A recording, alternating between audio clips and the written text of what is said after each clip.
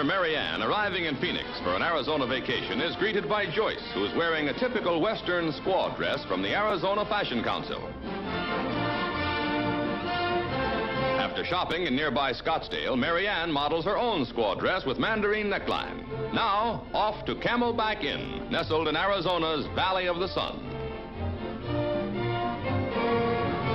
For traveling, squaw dresses are pretty and practical. After washing, the full skirt can be pleated by just drying it in a stocking. Strolling Camelback's grounds, Joyce wears a one-piece outfit with an off-the-shoulder neckline. Mary Ann's two-tone skirt and blouse is trimmed with ball fringe and has a bow at the neckline.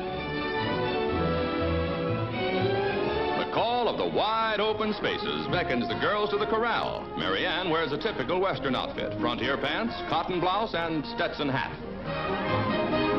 Joyce models an overblouse of velvet, patterned after those worn by the Indian princesses who long ago rode here in the Valley of the Sun.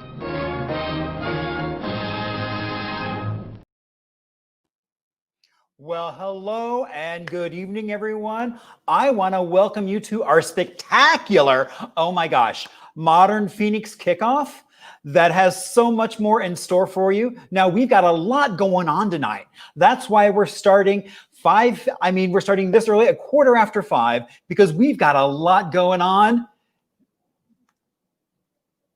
And so there's a lot of you watching on Facebook Live, on YouTube and Twitch. I will ask you, if you're watching on Facebook, if you can click in the bottom where it says share and let everyone know all the fun that we're having this evening, because there is going to be a rip-roaring good time.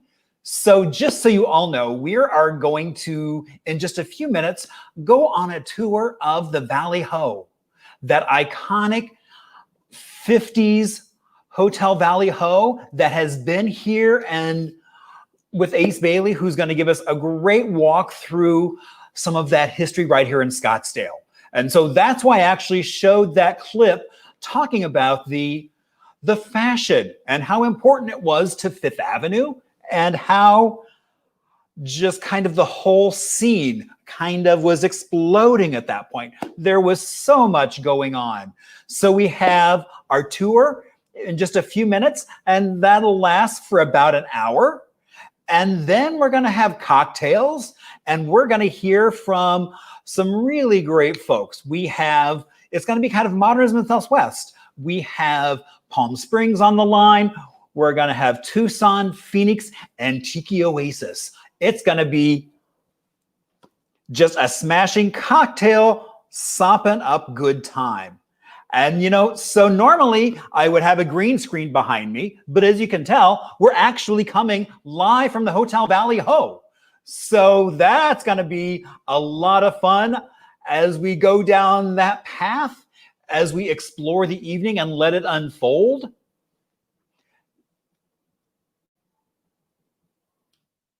All right, so let's bring on Ace Bailey. Welcome. Hello, Ace. Hotel Valley Ho, the historic Hotel Valley Ho. As you know, I'm Ace Bailey, and I do the historic architecture tours of the Valley Ho.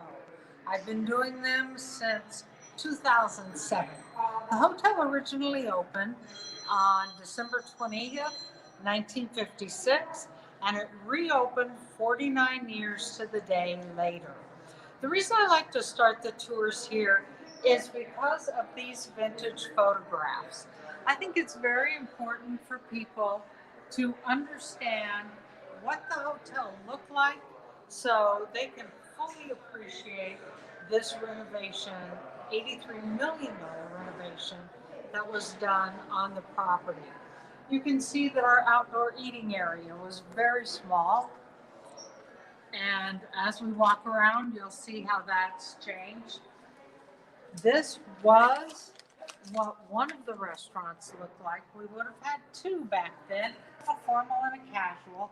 Now we have a fabulous restaurant, Zuzu, and you'll get a view of that as we walk through the lobby. This was one of the swimming pools.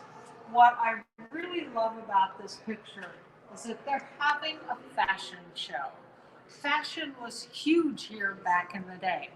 We actually have Fifth Avenue in Old Town Scottsdale. When I was a kid and people talked about Fifth Avenue, I didn't know there was this place, New York City. I thought they were talking about Old Town Scottsdale. Now we have Scottsdale Fashion Square, which is the largest shopping mall in the Southwest and very high end. So you still have fashion covered. This is one of the guest rooms. Now, back in the day, they did not have suites as we know them today. If a hotel said it had suites, it meant you had rooms with kitchenettes. So if you wanted a room where you could entertain, it was a little difficult to do that in a room that had 2 twin beds. So they decorated some of the rooms like this. So you could have this luxurious living room to invite your guests into. That is a sleeper sofa, not comfortable. But I'm going to bet they probably paid a premium to stay in a room like that because it was so unique and so chic. This is the lobby, and you're going to see how that has changed. Really hasn't changed a lot, but you'll see how that's changed. And this is the original exterior of the Valley Ho. When the hotel was built, there was no tower, and Scottsdale had a reputation for being very strict on height because nobody wanted to lose their view of Camelback Mountain. They have since revised that. It was also in Edward Varney's plan to build that tower. I need to give you a little history at this point on the Valley Ho. This hotel was a brainchild of primarily 3 people, John Mills and Robert Nevelin Fail. They operated the Westward Ho in downtown Phoenix, which is still standing on the corner of, I believe, Adams and Central. And they decided they wanted to build a resort property. Well, Scottsdale is 8 miles from downtown Phoenix. And back then, that was a hike. Pack a lunch, you're going to Scottsdale. So they chose this location. Scottsdale had just incorporated in 1951. We already had the moniker, the westmost western town. And Hollywood kind of sort of knew about us. They had been coming out here because it was such a secluded location. So they found this property and hired an architect by the name of Edward Varney.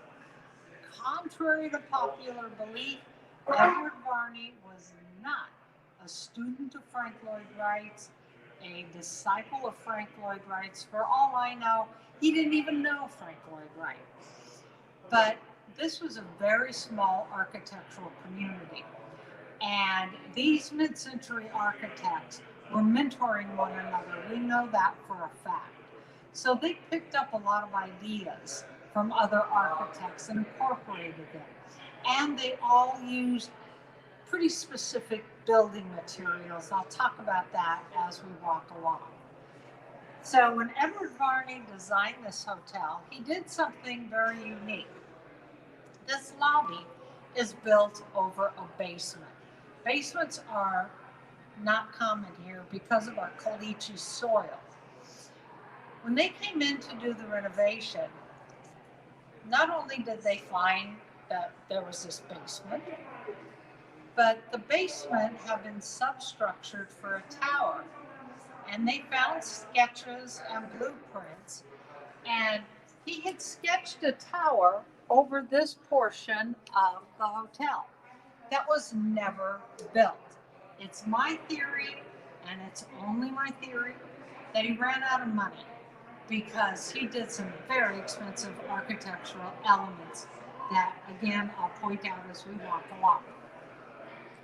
They built the tower when the hotel was renovated in this $83 million renovation. So now we have these luxurious suites. You'll see one of them today. So you can stay in a newer room or one of the renovated original rooms on the property. There are a lot of subliminal things going on this property. One of them that you'll hear more outside because you've got a little lobby noise. Sorry about that. You've got a little lobby noise in here. It's the music, the 1950s music. It just transports you back in time walking into this hotel. So, Fender's corporate headquarters are here in Scottsdale. They've talked about moving to Southern California. I don't know if they have, but because that music was so important to the era, they thought it would be very cool to donate these replica vintage Fender guitars to the property so we can have them on display. And these get a lot of attention from our guests. I just saw people taking photographs of them. This is the ballroom where it is said that Robert Wagner and Natalie Wood had their first wedding reception. I emphasize first because they had to get married twice. None of them turned out well, but anyway, this was the wedding reception. That was a huge Hollywood party. And the story goes, anybody who was anybody was here at that party. They had reservations on a private train car to take them to Colorado for their honeymoon. Well, they're partying, trains are on a schedule, the train leaves without them. They have to jump in their car, chase the train down so they can go on their honeymoon. My scenario is this. One, they had to be in a convertible, preferably a Cadillac Bel Air, one with the great big fins on it. Her veil blowing in the wind, and she's just beating the tar out of him because she missed her train. I don't know if it's true, but that's my version. So the lobby originally would have had a gift shop and some restrooms. When they came in to do the renovation, they had to upgrade it to current day expectations. One of those expectations would have been a business office, which was built in over here. Also, they had to incorporate a concierge. Guests expect that now. Well, things evolve, things change, and people are walking around with tablets and cell phones. They don't need a business center anymore. They're asking for, believe it or not, another gift shop, a grab and go. So now we have Shop VH, which has all the little specialty items that guests could want to grab both on their way in or their way out. The other thing that you would not have had in 1956, of course, would have been a concierge. You would have had a concierge at the Four Seasons in Manhattan, not at a little resort property in Scottsdale, Arizona. You would have gone to the front desk and asked for information there. The front desk has always been here, but it had to be torn out, upgraded with technology, and now, as you can see today, we also have to take certain COVID precautions. So you will see that throughout the property. We have hand sanitizers throughout the property. But the other thing they had to change at the front desk were the people behind the desk, because they were getting a little old and they thought it was time to upgrade. All right, we're going to walk outside now. Thank you.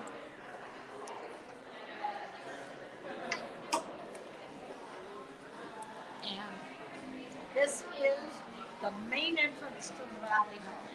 It is where Robert Wagner and Natalie Wood would have walked into the Valley Home, where any special guest, everybody walks in this way to check in.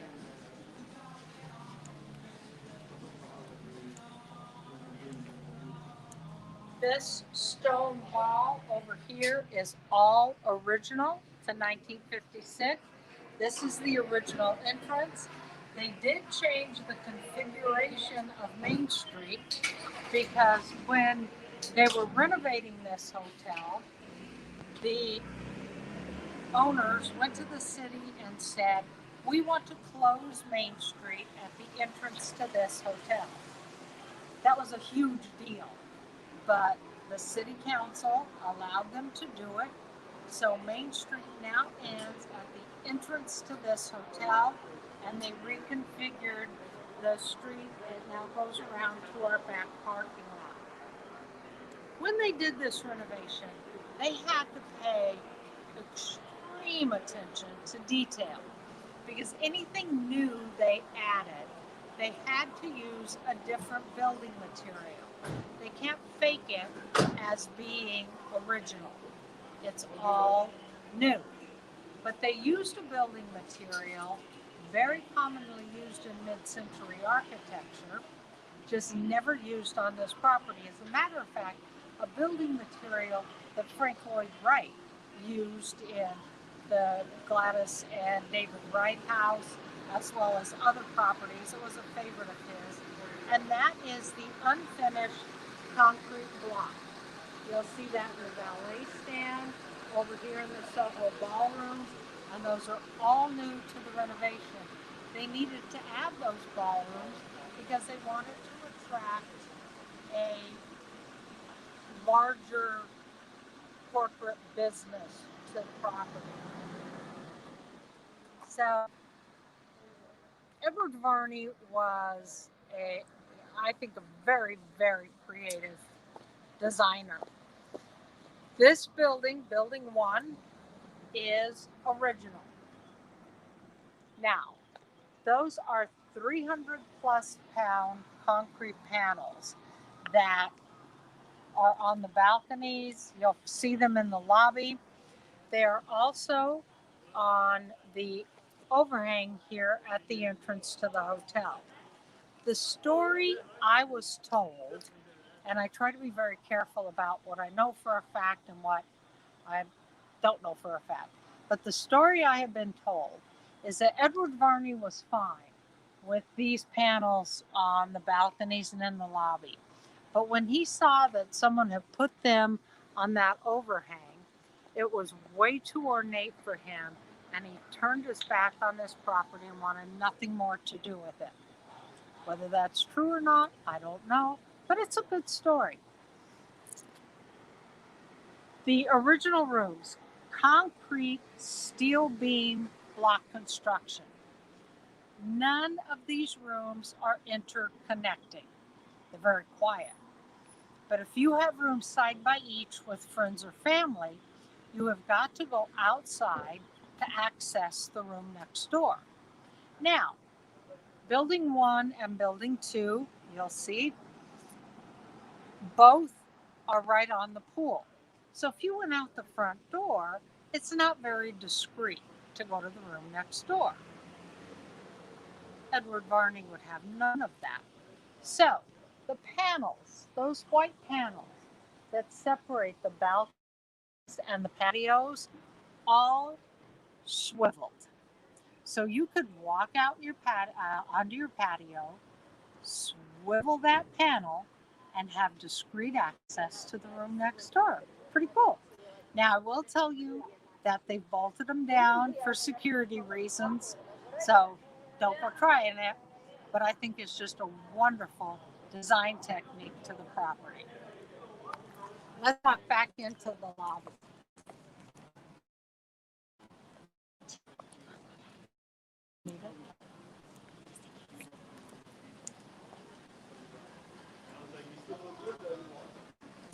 So the other thing I have to point out, we have a fabulous valet staff. Now, they may not be original, but thank you.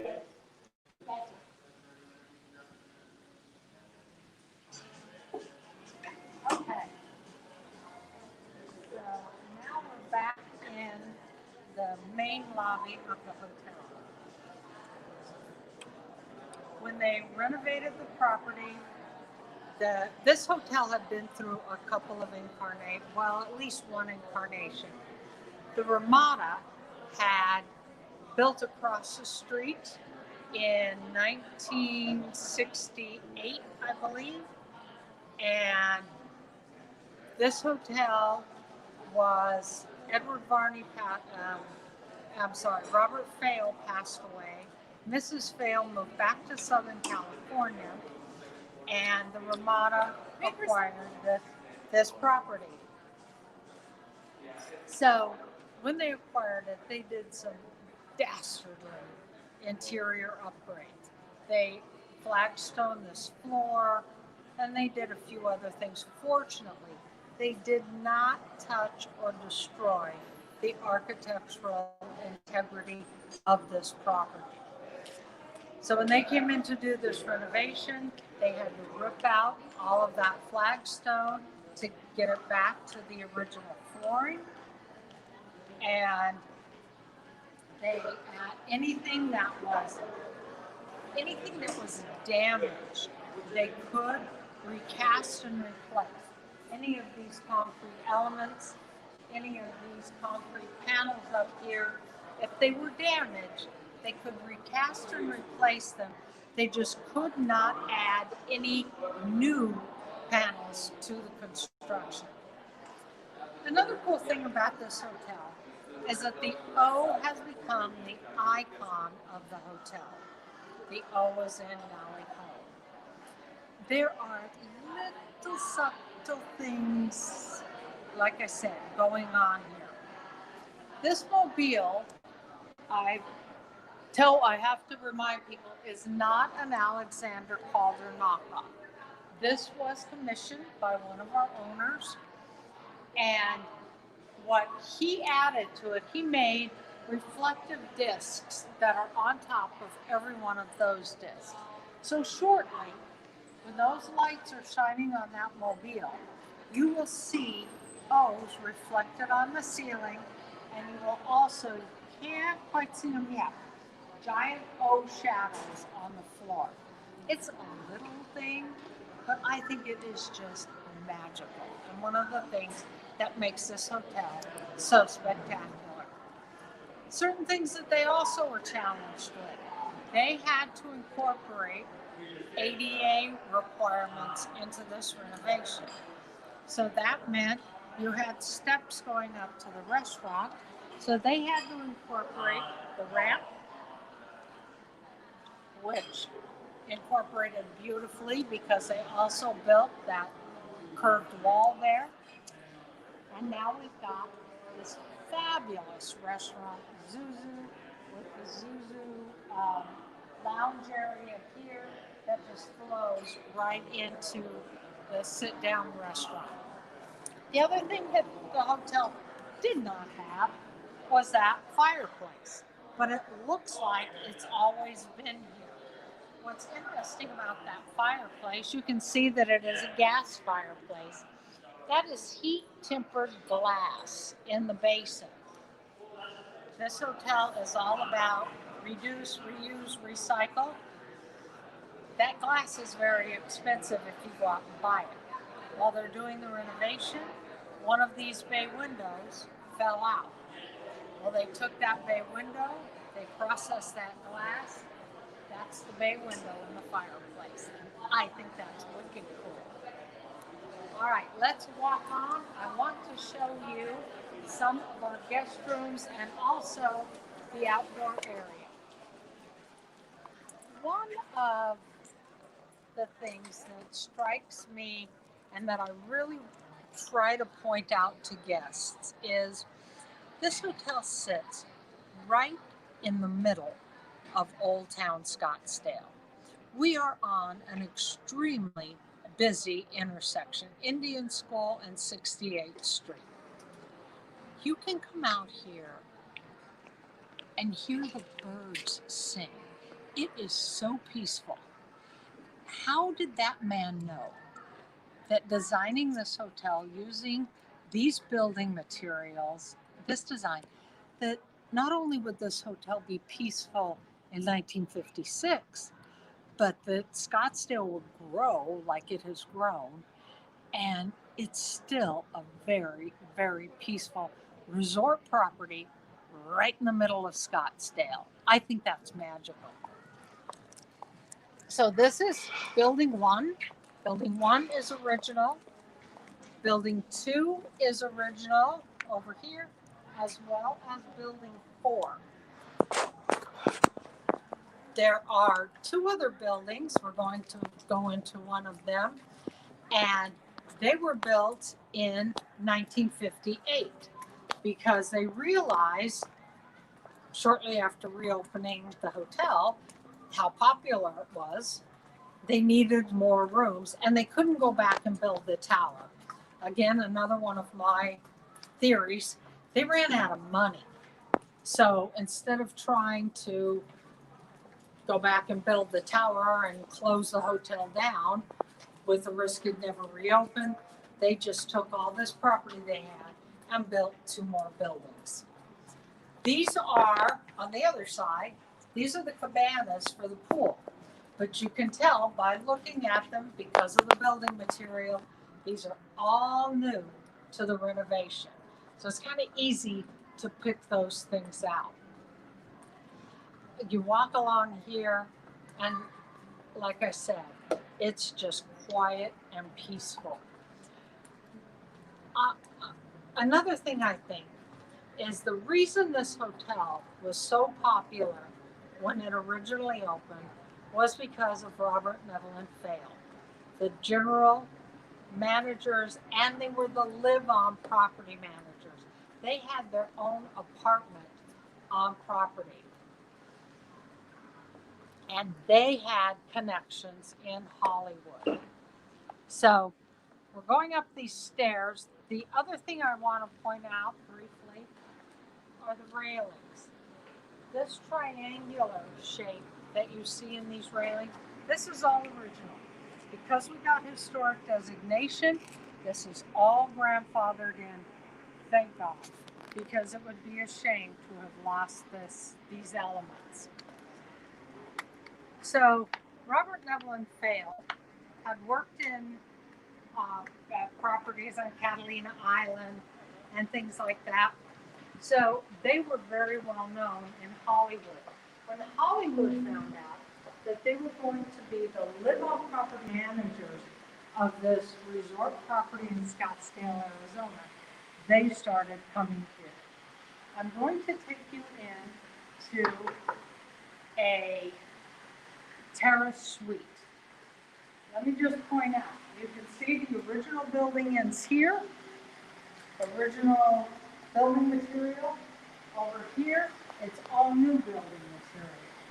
So this room was expanded. Like I said, you did not have suites back in the day like you have today. And people expect to have a suite in one of the original buildings. So this would have been the exterior wall. This would have been the overhang. This, what we're standing on, was nothing more than a rooftop overhang to the room beneath us. Now we have these luxurious rooms that we can offer to our guests with these fabulous large bedrooms. And again, if I might point out, the ohm mirrors. And then this spa-like bathroom, which is just phenomenal. Again, you'll see the tribute to the O's in there. You have access to the patio out here, but that's not the coup de grace. That's this part of the patio, where they took this rooftop overhang and made it all a part of this suite. So this is absolutely perfect for family reunions, small get-togethers like that. Girlfriends want to spend a weekend together. This is perfect for that. And it's also, because you've got all this space, social distancing isn't an issue. It's another one of the, we just have this built-in COVID in place. All right. Let's lock that up. And we will move on.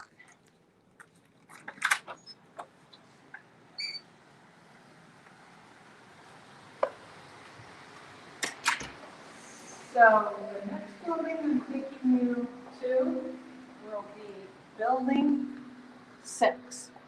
And that's one of the buildings that was built in 1958.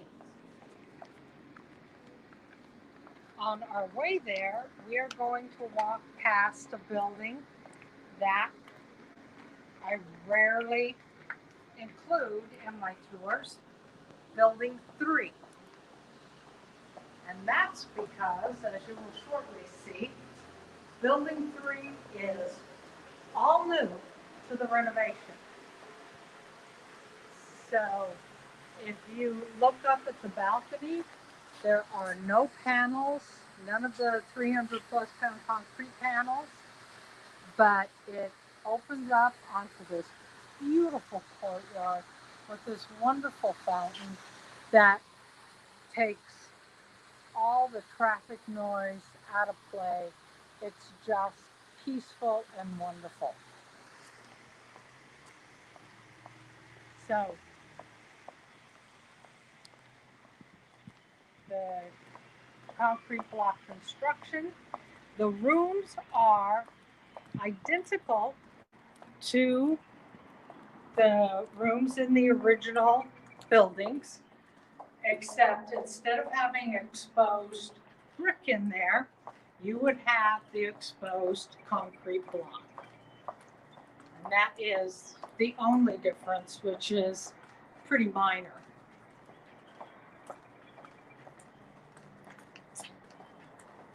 So Robert and Evelyn Fail brought Hollywood here. And what I think is very interesting is that this is still a huge draw for Hollywood. And I think the reason people love to come here is because they can stay here anonymously, if you will. I was in the lobby once and someone walked up to me and said, "Who is that working on their laptop in the lobby?" And I said, "I'm sorry. Even if I knew who it was, I couldn't tell you, but I don't know of anybody who's staying here right now." They came back a few minutes later and looked at me and said, "Oh my God, it's Drake." And I went, "Okay." But that's the absolute thrill of being able to do these tours and work at this property. I've seen all kinds of people that have stayed here. I think one of my favorites was Robert Redford. That was pretty cool. And also Joan Baez. That to me was just a huge deal. The scary thing is I mentioned Joan Baez to anyone under 45 and they look at me like, "Who are you talking about, lady?" And then I have to explain. And basically I just go, Google her. You'll get it. So we're walking along Building 4, which is also original. These are the rooms that all open out onto the main pool.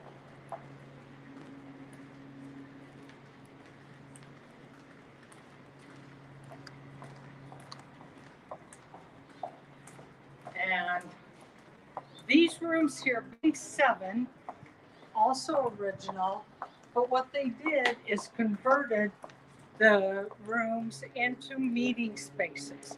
So you have a lot of really cool, smaller corporate meeting spaces in there with one terrace suite on the end.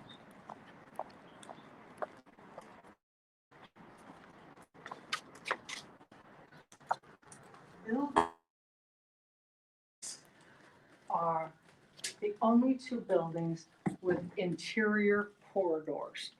All the others, hopefully you noticed, have exterior corridors.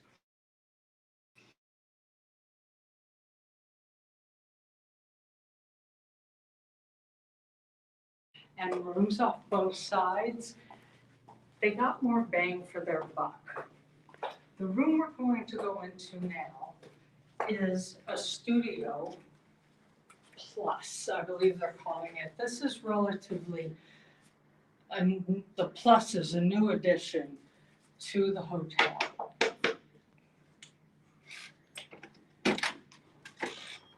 Welcome. Okay. So,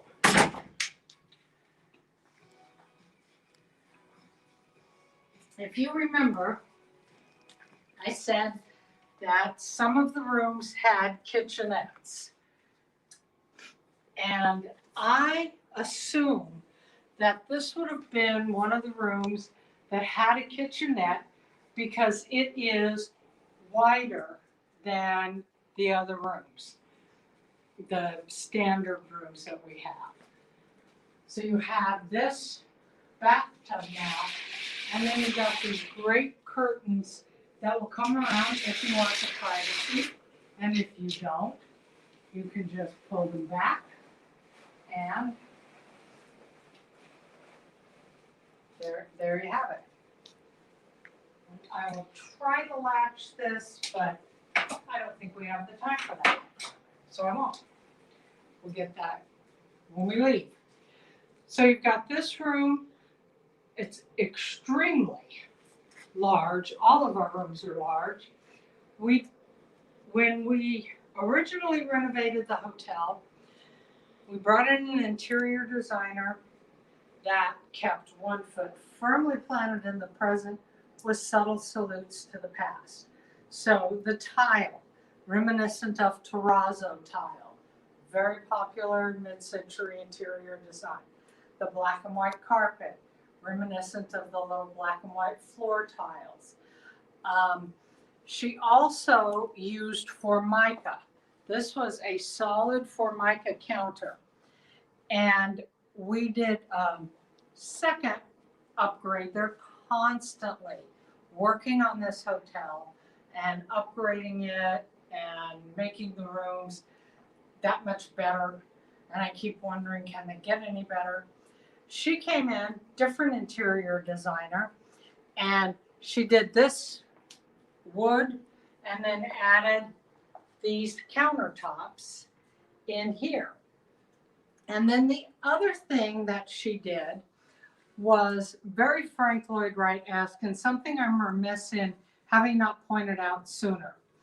Mr. Wright was known for his compress and release approach to architecture. You go into his home at Taliesin West, for example, you enter this low hallway, you almost feel you have to duck. And then the great room. It's your compression and your release. You walk into that great room and it's like, ah. Well, when we walked into the lobby, we were walking in under a compression. When we got into the lobby, we had the release. We walked outside and we had the mother of all releases, the great outdoors. So the second interior designer that came in to do the renovation it was for the 10-year renovation anniversary. So that would have been 2015 when they did this latest upgrade. And one of the things she did was she painted this wall black or very dark charcoal. And I was like, why would you do that? I was unclear. Everyone else seemed to like it. I was just not clear on it. So I sat down and I interviewed her. And her name was Anissa. And I said, what's the purpose of the dark color? And she looked at me very patiently and said, Ace, I studied interior design at Taliesin West. And I went, ruh-roh. She said, by painting that a dark color, I created a compression. You walk in, the gray lightens up till you get into this room, and you've got your release. Say no more. It makes sense. It's perfect. Now, what they have done on these rooms is they extended the balcony space. So you've got this great, generous balcony here that overlooks the Palm Courtyard and also overlooks the second pool. What you're looking at right now is where the second pool would have been in this area right here originally. When they did the renovation, they came in and filled that pool in. They realized a few years later that they needed another pool. So now we have the old pool, which the I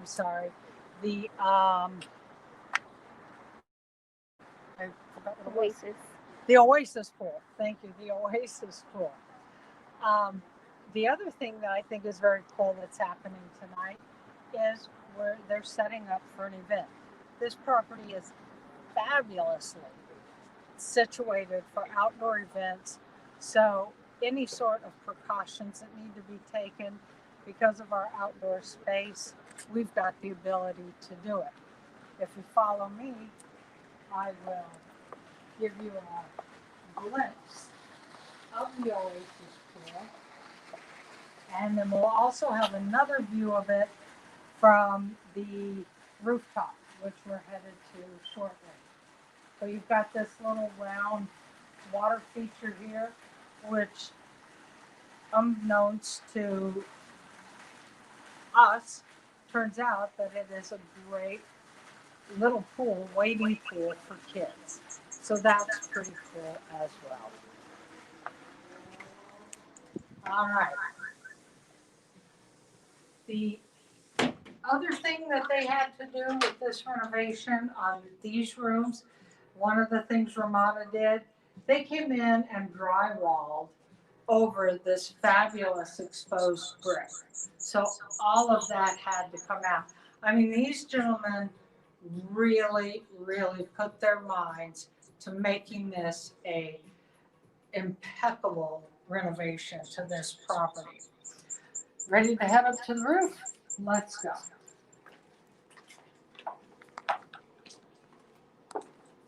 All right.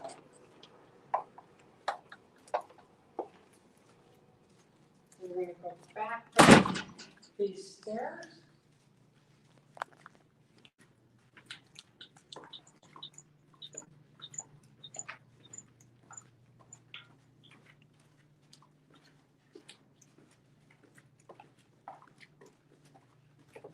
Okay.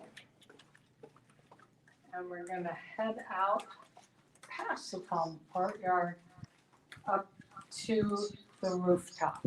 Now, our rooftop is only available for special occasions, so it's not open to the public. We do that, do you have a rooftop bar, rooftop pool? No. It's only available for special occasions and things like that, which I believe they may be setting up for one tonight. At least it looked like that earlier. So, once again, just to orient you a little bit, this is Building 7, where the smaller corporate meeting rooms are. We'll come onto the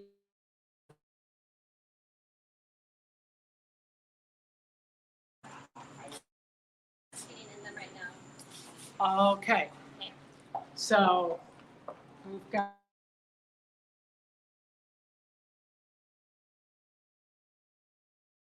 So we're going to punt is what we're going to do, and go into the lobby, and then we'll go up to.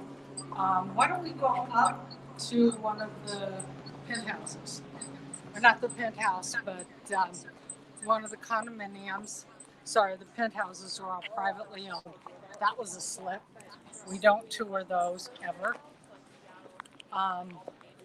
But we will see one of the condominiums.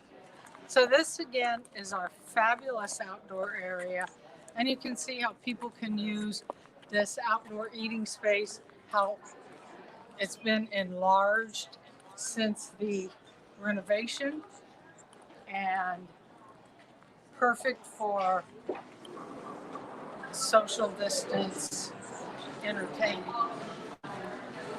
Okay.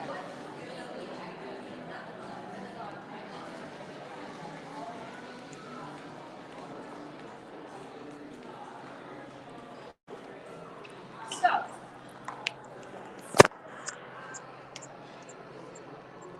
where there's a will, there's a way, and we have another bank of elevators here.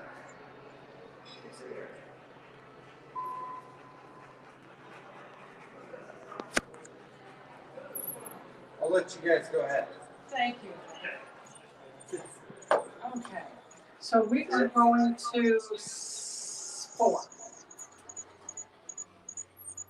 Now, I have to constantly remind people when we go into the to the renovation. They did such a great job renovating this hotel and adding this tower on to make it look like it's always been here, that I get people asking me, what room did Marilyn Monroe stay in? 1, we don't even know if she ever stayed here. She may have. Chances are she did. 2, she wouldn't have stayed in the tower because it was not here. I told you that the O has become the icon of the hotel. We have custom wallpaper, champagne bubble wallpaper they call it, but it's all little O's.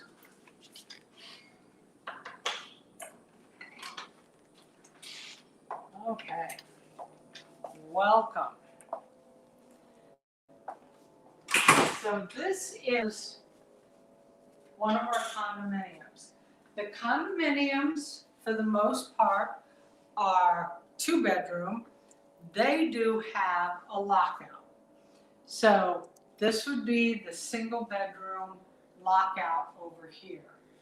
But you've got the rooms on this side of the hotel facing east that look out over our wonderful old pool and Old Town Scottsdale.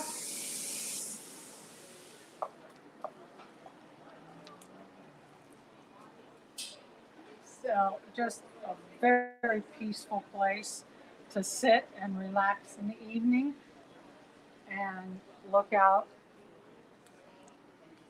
over all the vista. And then the bathrooms are quite impressive as well.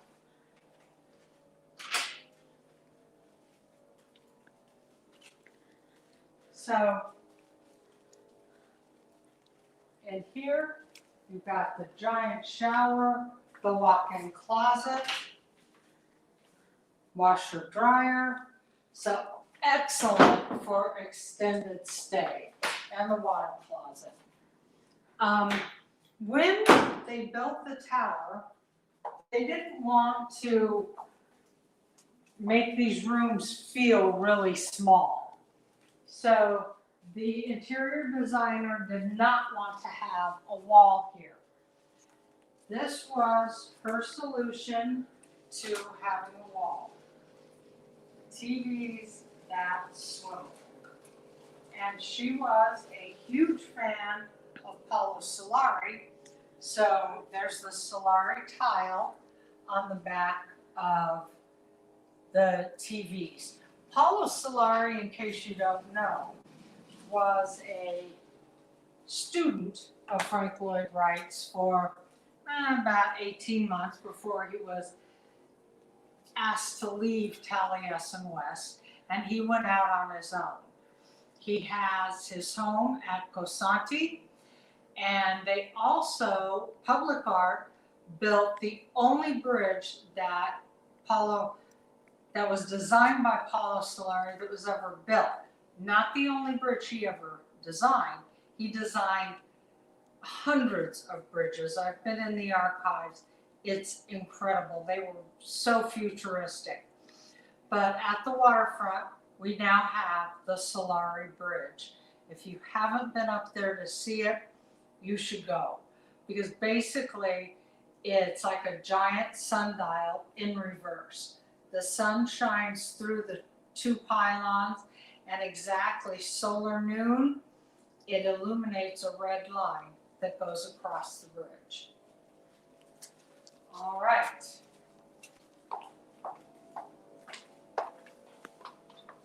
So moving on,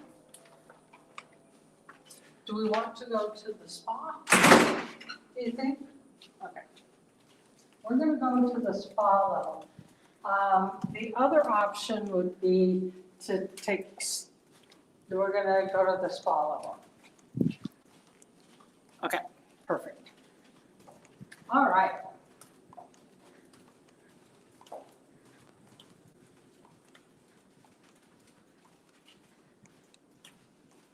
The thing about the location of this property as well is the fact that it's walkable, its location, walkable to Old Town, bikeable.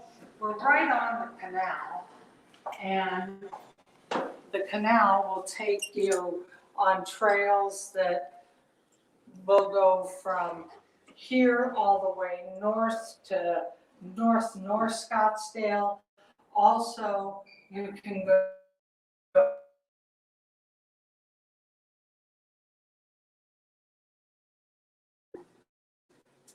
the Desert Botanical Garden,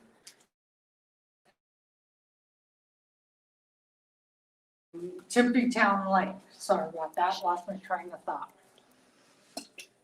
So this is going to start wrapping up our tour. This is what I refer to as the Wall of Fame. Second floor by the executive offices, we've got these collages, shadow boxes, whatever you call them. I encourage people to come up and spend some time just looking at these because the artifacts are phenomenal. Most of them collected by hotel staff, and it was management that put them together. On the other wall, you've got photographs of models there. They dressed a little differently than models do today. This is Mr. Fail, Ted Williams, whose head is cryogenically frozen in Scottsdale Air Park. Another one of our claim to fame, Zsa Zsa Gabor. Zsa Zsa and her daughter used to ride horseback around the property. As a matter of fact, the story is that Steven Spielberg, who used to live in the Arcadia district, was known to run around this property when it was originally under construction and get in trouble. Jimmy Durante was a very famous musician, actor, comedian. We used to have a purple baby grand piano in the lobby. He'd come in the evening. It wasn't a paid gig. He was staying here. He'd sit down, play the piano to entertain the guests. Robert and Evelyn Fail, Tony Curtis, and Janet Lee. Janet Lee's mom became very good friends with Evelyn Fail, gave her a little dog that Evelyn named Pierre. Evelyn made a jacket for Pierre, and Pierre would greet the guests at the front door of this hotel. This hotel is now, once again, pet friendly. What I love about this picture is that it's all still there. This could have been taken outside this past spring. The attention to detail, the meticulous attention to detail of this hotel is phenomenal. And then the beautiful people. Robert Wagner and Natalie Wood at that notorious wedding reception. And with that, I want to thank all of you for participating in this tour. And I also want to tell you about a rate that we have. It's our friends and family rate, because I kind of consider all of the modern Phoenix people my friends and my family. So if you want to do it online, you can code THX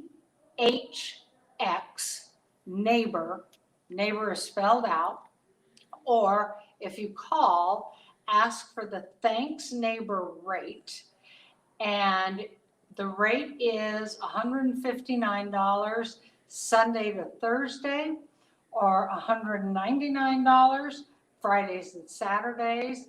You book by November 15th and stay between now and December 30th. And we would love to see you here.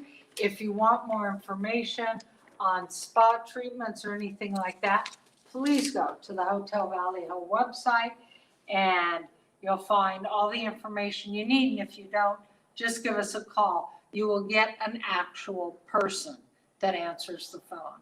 Thank you again. Have a wonderful evening. It's been a pleasure.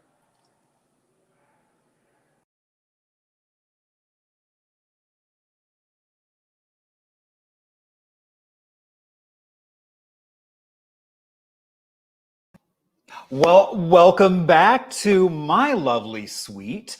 Oh my gosh, I have 2 floors. I have a Murphy bed. I could take a nap if I was so inclined to do that. Wasn't that amazing? You know, I love this property so much. The history, the stars. I wish I could have seen Zsa Zsa on horseback riding around the property. That would have been pretty spectacular. So we're getting ready to come up to our next portion, which is kind of our little cocktail hour. And so we are going to get a chance to talk to some folks from across the Southwest about what's kind of going on in modernism and kind of fun. So first, let us bring on, let's see if I can do this. So just so you all know what our schedule is, so we just finished the tour.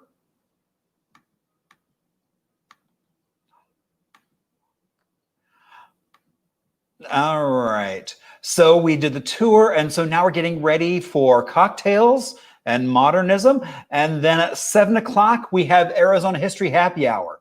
So, all right. So first, let me bring on Alison King. Hello, Alison. Hello. Thank you, Ace. That was an awesome tour. And thank you, Kristen, for helping put that together, too.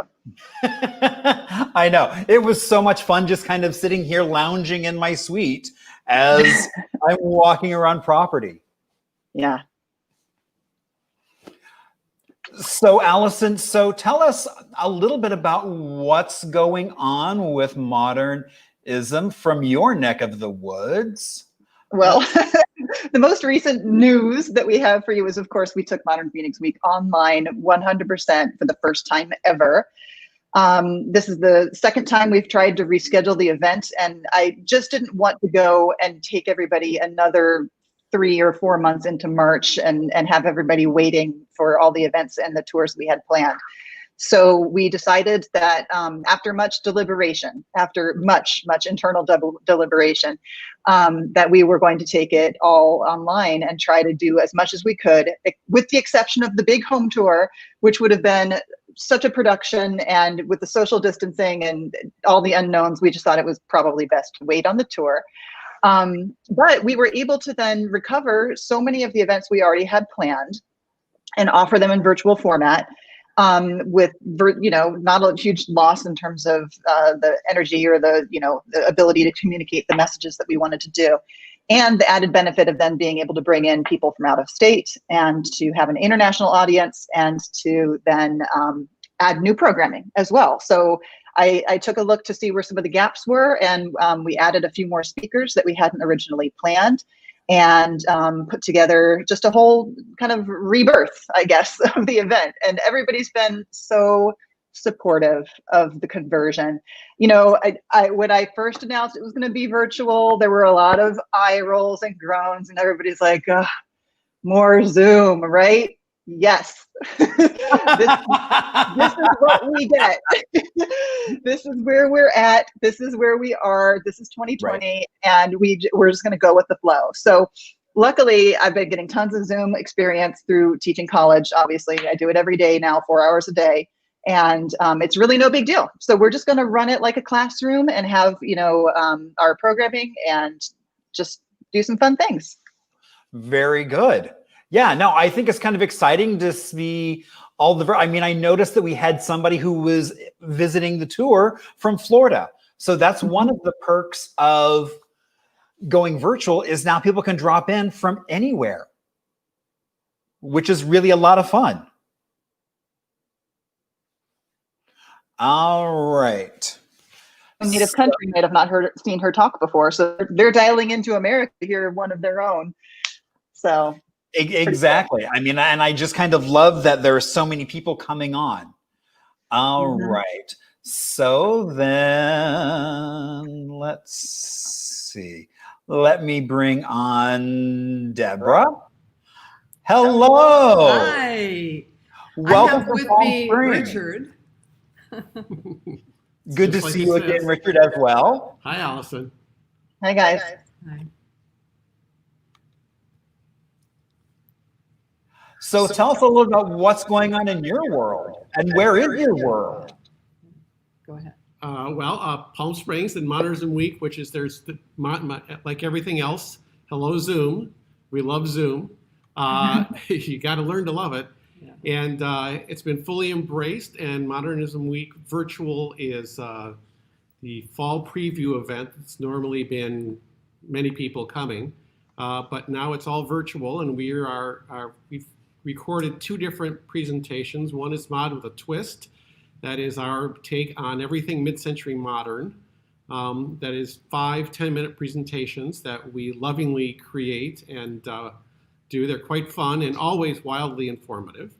And then we're also doing a thing called Fast Forward as part of Modernism Week, which is 6 hours of content that we wrote, developed, coordinated, recorded, that is all ready to go.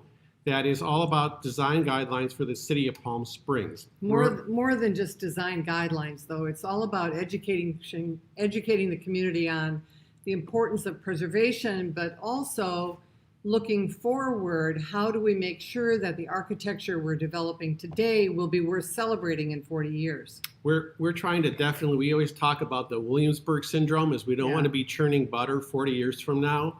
We want to make sure that we're not wearing, butterfly hats and drinking martinis in 40 years. We want to be doing new, really great stuff that's inspired by the original great architecture that was here. Yeah. And we're trying to help set guidelines for the city because it's a small city that really respect that and encourage developers and architects and the community to cooperate to create something ongoing great. And I just want to say, hello, Phoenix. We're such big supporters. We bought our all-access pass to your event before we even knew this was going to happen. Yay. We were so excited because we've actually been there a couple of years ago and took Best of Twist on the road, thanks to Alison.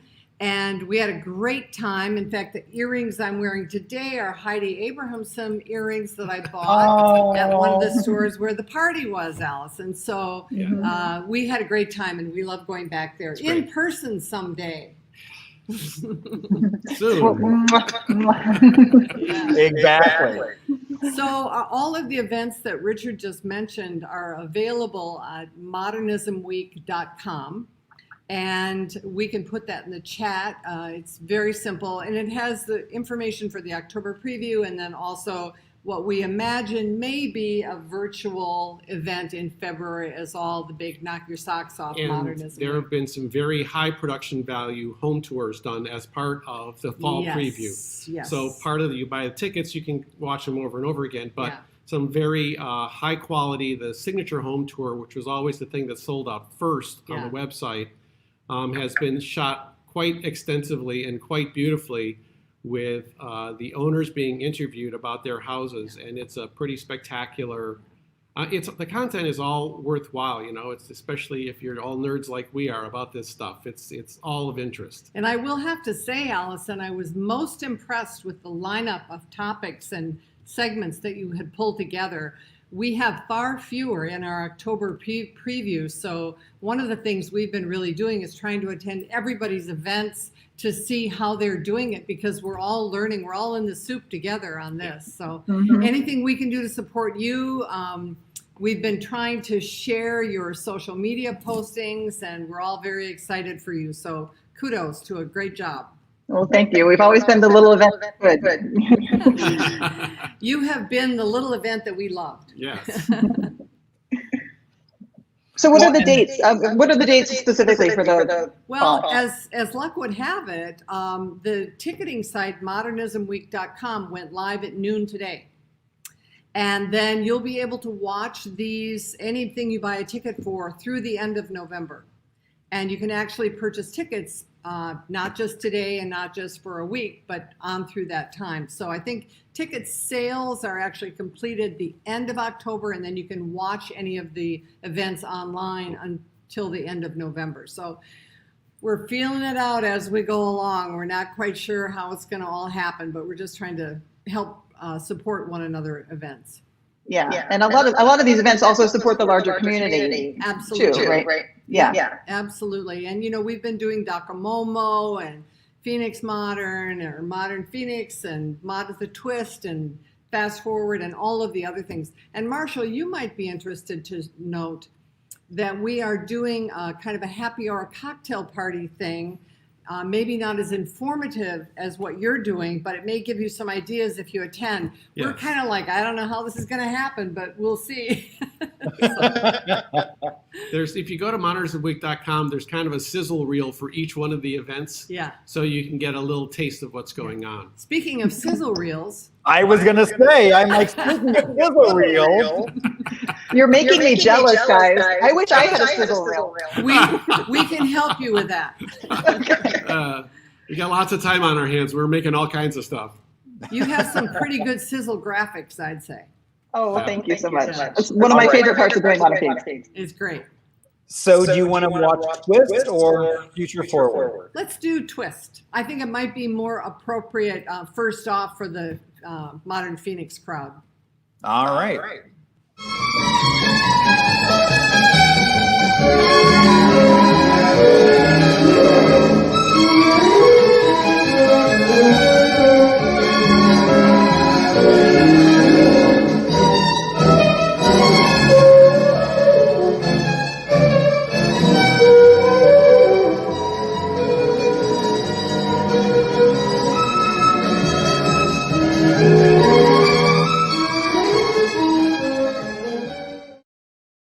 There you have it. You had me at Bullet Bra. I know. I'm like Bullet Bra and Pink. I'm telling you, they're all fantastic. Think Pink we put it at the end for a reason. It's a big finish. It's a big crowd pleaser. But you know, the amazing thing about all of the events that you put together and we put together and produce and put our hearts into is that we all hope that people have a great time, have some laughs, meet some friends, but learn something along the way. And that's our whole thing. We used to call it think and drink, but I think we still do, don't we? but it's a great time, and you learn something without even meaning to. Exactly. I think it's the drinking. All right, so I'm going to go ahead and bring on Damien now. Please. Hello. So Damien, where are you hailing from? So I'm here in Tucson, Arizona. Hey, Deborah and Richard, can you mute your computer? We're getting an echo back on you. Absolutely. Yeah. Thanks. Great. So I'm in Tucson, Arizona, and I help lead our Tucson Modernism Week each October. And we Hello. this year, oh my gosh. this year we've Please do. Oh my gosh, that's to November. Actually, if you want to set it right here, we're going to need them programming right on camera. completely free this year. Perfect. Marshall, we can hear you. You got a hot mic, Marshall. So something has arrived. We don't know what's arrived. Yes, we're so excited. What are you having delivered to us? Thank you. So this year, Tucson Modernism Week, we've moved it to the first weekend in November, and because of support from the Arizona Humanities Council, Visit Tucson, Pima County, and the City of Tucson, we're offering all of our content free. So we've developed virtual opportunities to experience our traditional programming. We've also created a high definition 360 infrared camera home tour, which includes deep content. We've also commissioned original podcasts, similar to what Palm Springs is doing with the owners and architectural historians to talk about each property. We have a whole lecture series. We're also offering lots of driving tours. And you can visit our website at tucsonmod.com to register to be able to download any of the content during Modernism Week. We're still keeping some semblance of our schedule. Once the schedule sort of concludes, then it will be free through the end of the year. But we are super excited about the scope of the content that we're offering this year, and because it's, again, as you mentioned, it's about getting people excited. And we're really hopeful that even we'll have a broader audience from people around the world who will be taking a look at our material. And hopefully after the pandemic, come on down to the old Pueblo to check out our cool mid-century resources. And I want to hear more about what you guys are doing with the design guidelines. That sounds awesome. All right, so now let me bring on Otto, and I can then show you what's now arrived at my room, which I was quite not expecting.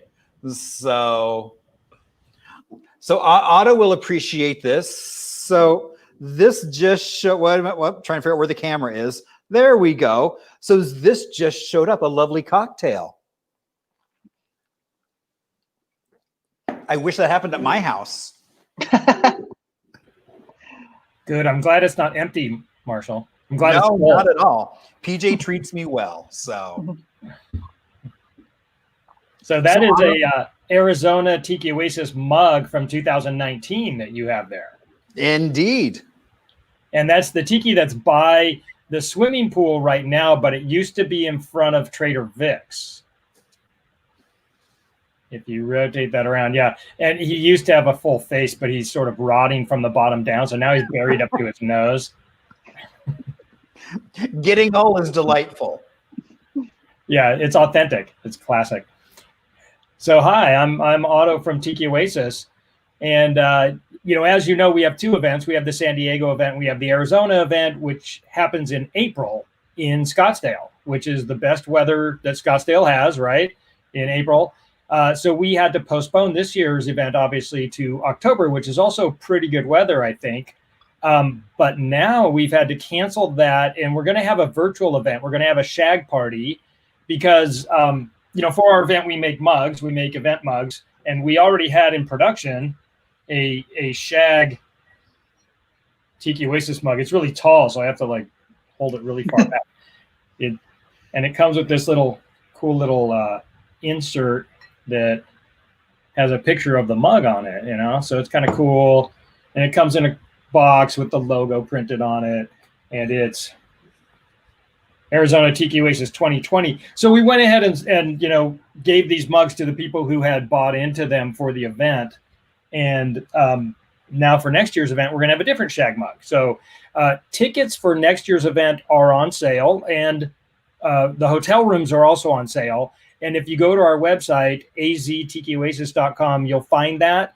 And you'll also see that there's seminars and luau, but those aren't on sale. You can preview the luau, but the tickets for that aren't on sale for right now because the Hotel Valley Ho is having a luau October 30th.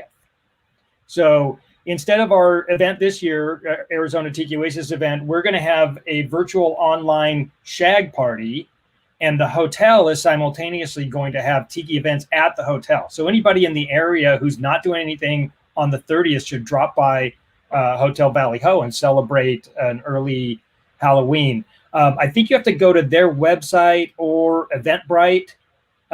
You can get through that like by going to our website and checking out the Hotel Valley Ho luau and then clicking on that and going to Eventbrite. I don't have a short URL to give you, so just go to Hotel Valley Ho.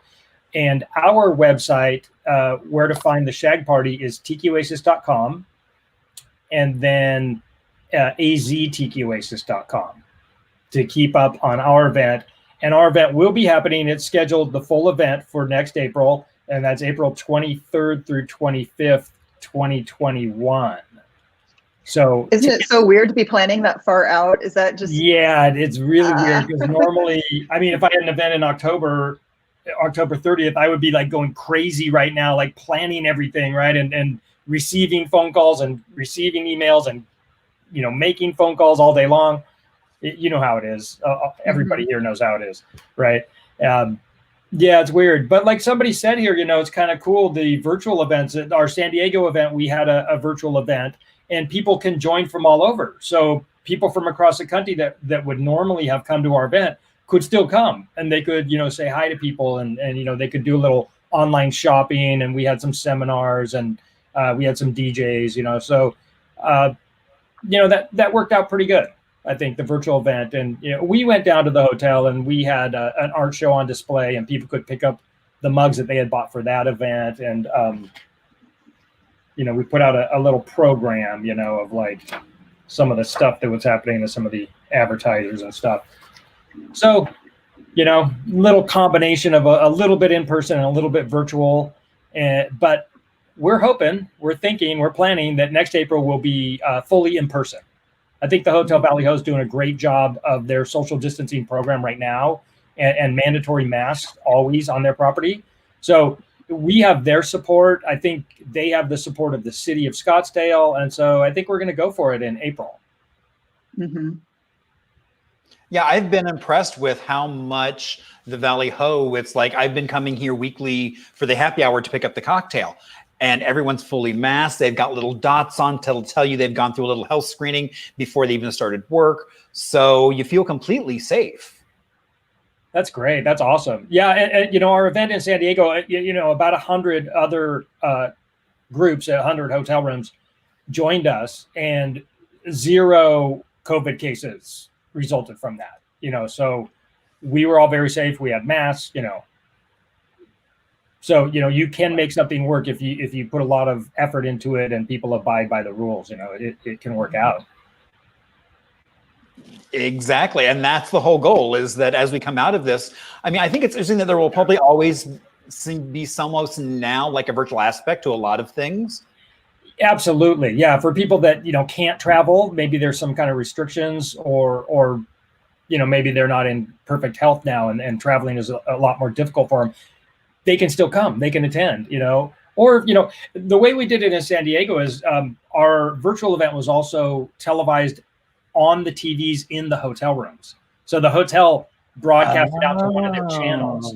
So people that were there that didn't want to go outside their room could just stay in their own room and do their own thing, and they could partake in our virtual event. You know, it was a lot of programming. We had a couple hours each day, but on Saturday, the big day, we had about 6 hours of programming. Mm-hmm. So all day long, you know, like for lunch, for dinner, for after party, you know, you could just hang out in your room. Nice. Demian, I'm curious, one of the best things about your event is your amazing brochure that you put out, or your program, I guess. Are you doing a program this year, or does that have to wait? Yeah, so, you know, so we're in our 9th year, and our revenue model was really based on selling that advertising in that magazine. And that really provided sort of the seed money to cover the cost of sort of the generalized programming, and then tickets maybe sort of created revenue for us for other programming we do throughout the year.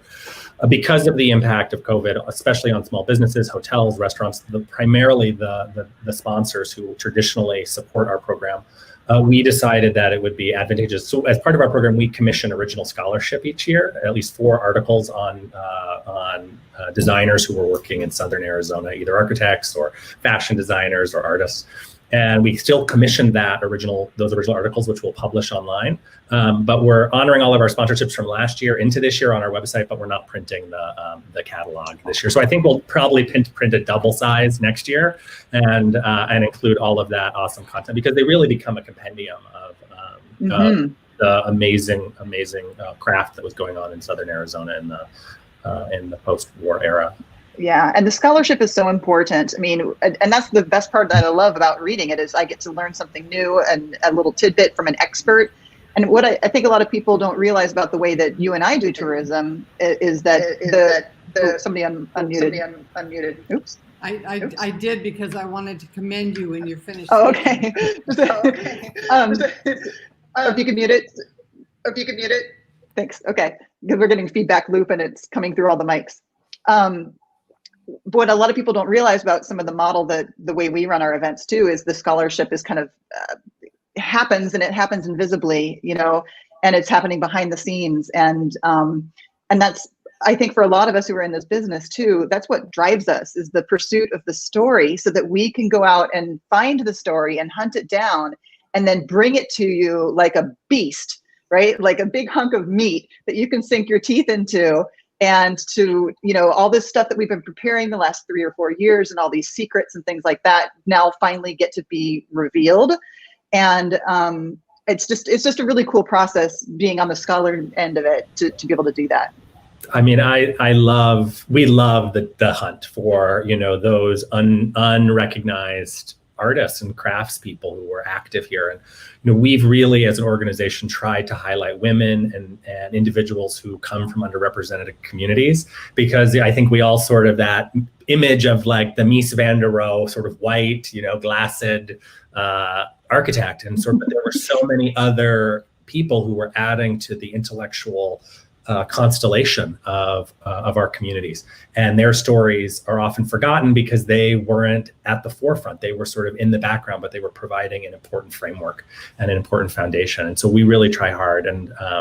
And again, so I've sort of all the work that we've been doing since last year on research on some of these new individuals who we planned on presenting this year, I sort of felt like they were going to be shortchanged if they didn't get an actual printed in the collector's guide. So we're going to figure out a way to remedy that. It'll be a supplement or insert, a mini mag. One of the other things that we're doing that's really fun is we're working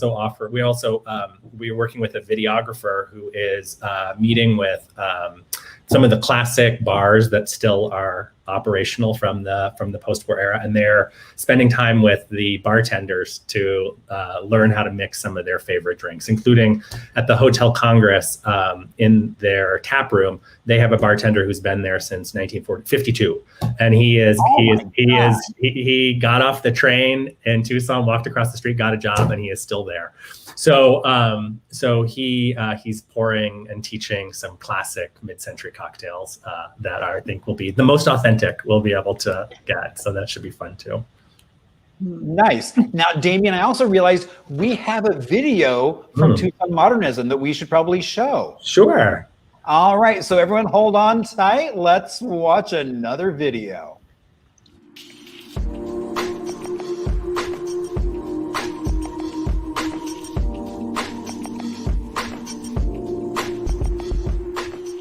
One of the things that's really extraordinary about our collection of modern buildings is how they are set inside of the beautiful Sonoran Desert environment.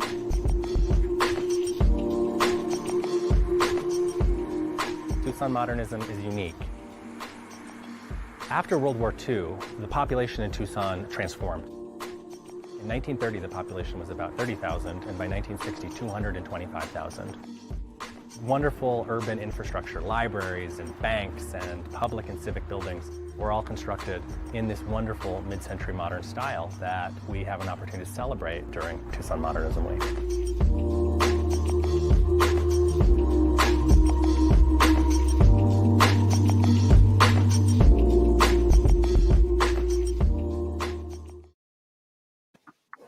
So, you know, one of the things I appreciate, I'm just jealous of the videos that we've seen tonight, and my videos pale in comparison.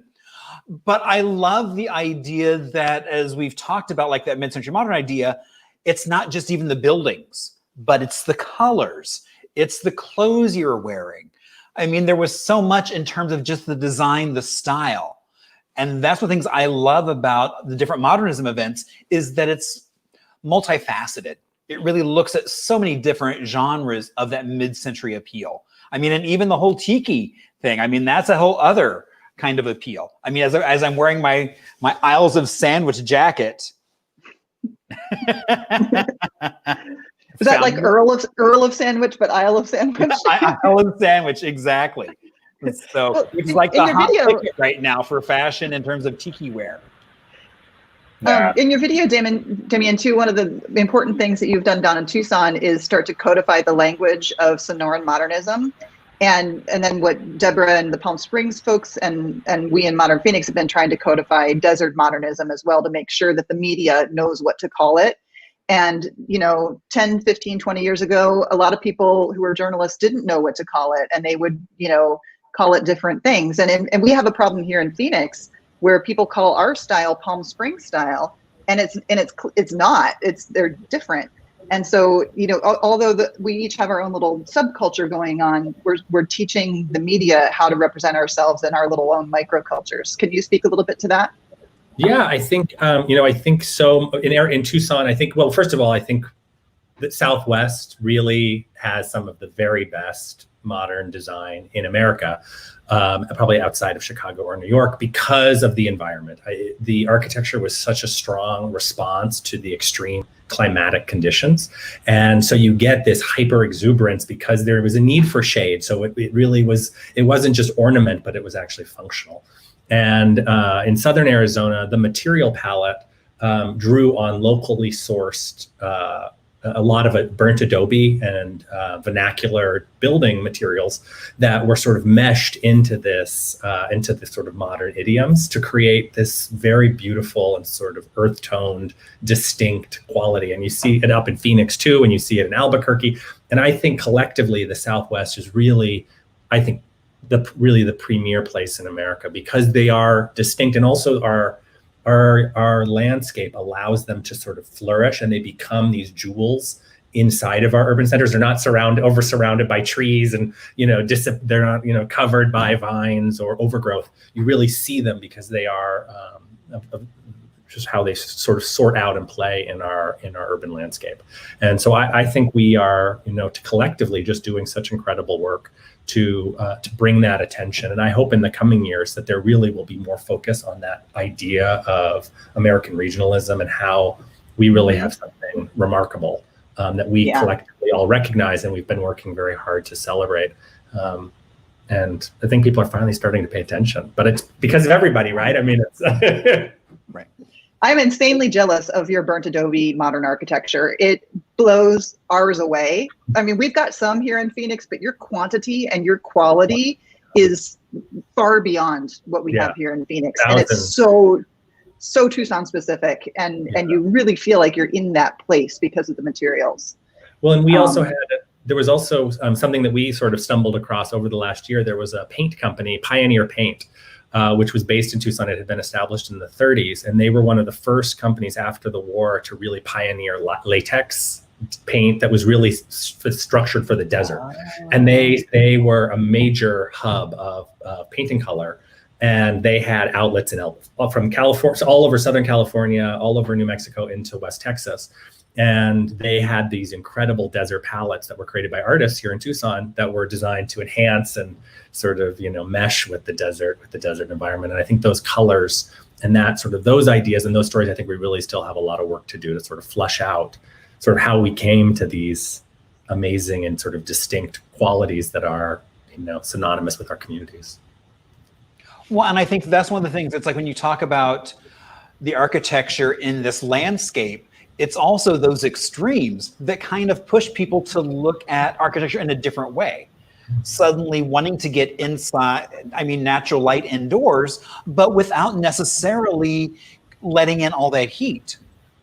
So you wind up with that now coming into design. And it's one of those things that I wish modern designers would take a look at and go like, look, they were doing it correct back then. You need to steal some of their ideas and refashion it. Yeah, 100%. Alison, go ahead. Oh, I was just saying this is a great time for Deborah and Richard to unmute, because I didn't mean to hush you. It's just the feedback loop is so disorienting. No, at all. I agree with you that I think the regionalism is a really big push in the upcoming years, because we've all sought to establish preservation movements within our own cities. And now that we've done that, the world is ours to take. And I think we see a huge interest in the concepts behind modernism in younger people, especially the tiny home movement, indoor-outdoor living, all of it feeds into it. So we're seeing renewed and growing interest. And I think the time to start to look at desert regionalism from a modernist point of view is really appropriate. And I think we will see more and more of it. And you're right, we have the inventory in our towns and cities that doesn't exist elsewhere. And one of the beautiful things is that we've got all of it, and we're really all so close. You know, we've been to Phoenix and done Modern Phoenix. We've been to Tucson 2 times and done. I mean, it's wonderful. And for us, it's just gives us that much more information. And they are site specific, which is one of the marvelous things about seeing the region and the city in which these architects worked. They were all regionally famous in their own areas, but much of the work of the people that are known here in Palm Springs didn't really work much outside of Palm Springs. And the same is true when we go to Tucson and Phoenix. We become familiar with architects that we didn't really know about that have wonderful work. So it's fantastic. I think one of the reasons it is all about context. And I think the wonderful thing about desert is that I grew up in the Midwest, and it's hard to embrace winter. You know, houses are pretty much just caves to protect you from winter. You try not to engage with the environment. You know, it's either snow or mosquitoes in Minneapolis, and you're trying to shield yourself from both of them. And living someplace where you can spread out and bring and blur the boundaries. Once we lived in a place like that and visited here, and stayed in a place that was built by Don Wexler for Janet Lee and Tony Curtis. We stayed there for a week. It reset everything as far as how we wanted to live and how we were happy. And there's no place else. This whole Southwest region has incredible examples of all of that. Yeah. And one of the things that really shocks me. Deborah, can you mute? One of the things that really, I guess doesn't shock me, but really surprises me is that these innovations that the architects were pioneering are 70 years old now. I mean, these were, and yet we somehow, in sort of the transformation of housing in the 70s and 80s and into the 90s, and how it became more of a commodity that could easily be transferred and sold, and all of that sort of got lost in mass housing, and yet it was such a key and important part. And I really hope that, our movements together will really inform, especially when we are, so impacted by climate change, the need for these types of innovations in design, and the need for affordable housing and the need for smaller housing.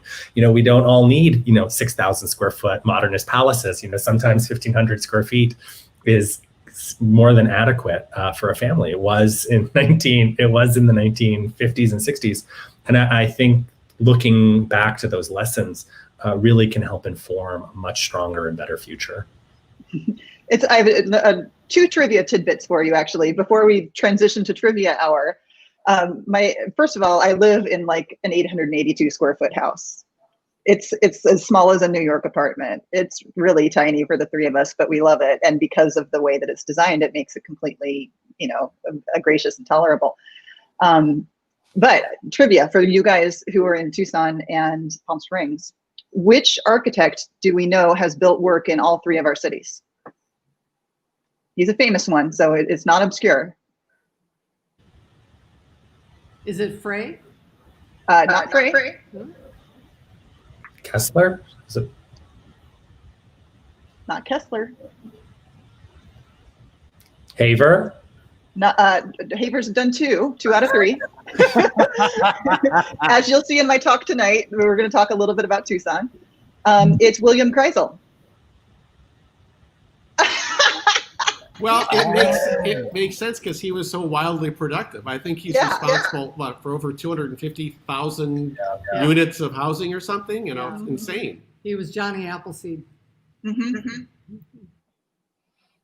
Yeah, we had Neutral, who was California and Arizona because of the Painted Desert and those buildings. And we have a number of Paul Williams buildings in southern Arizona. He designed Pueblo Gardens and also a pretty fantastic house and some other commercial buildings. And then he was down at Fort Huachuca and designed a number of buildings there.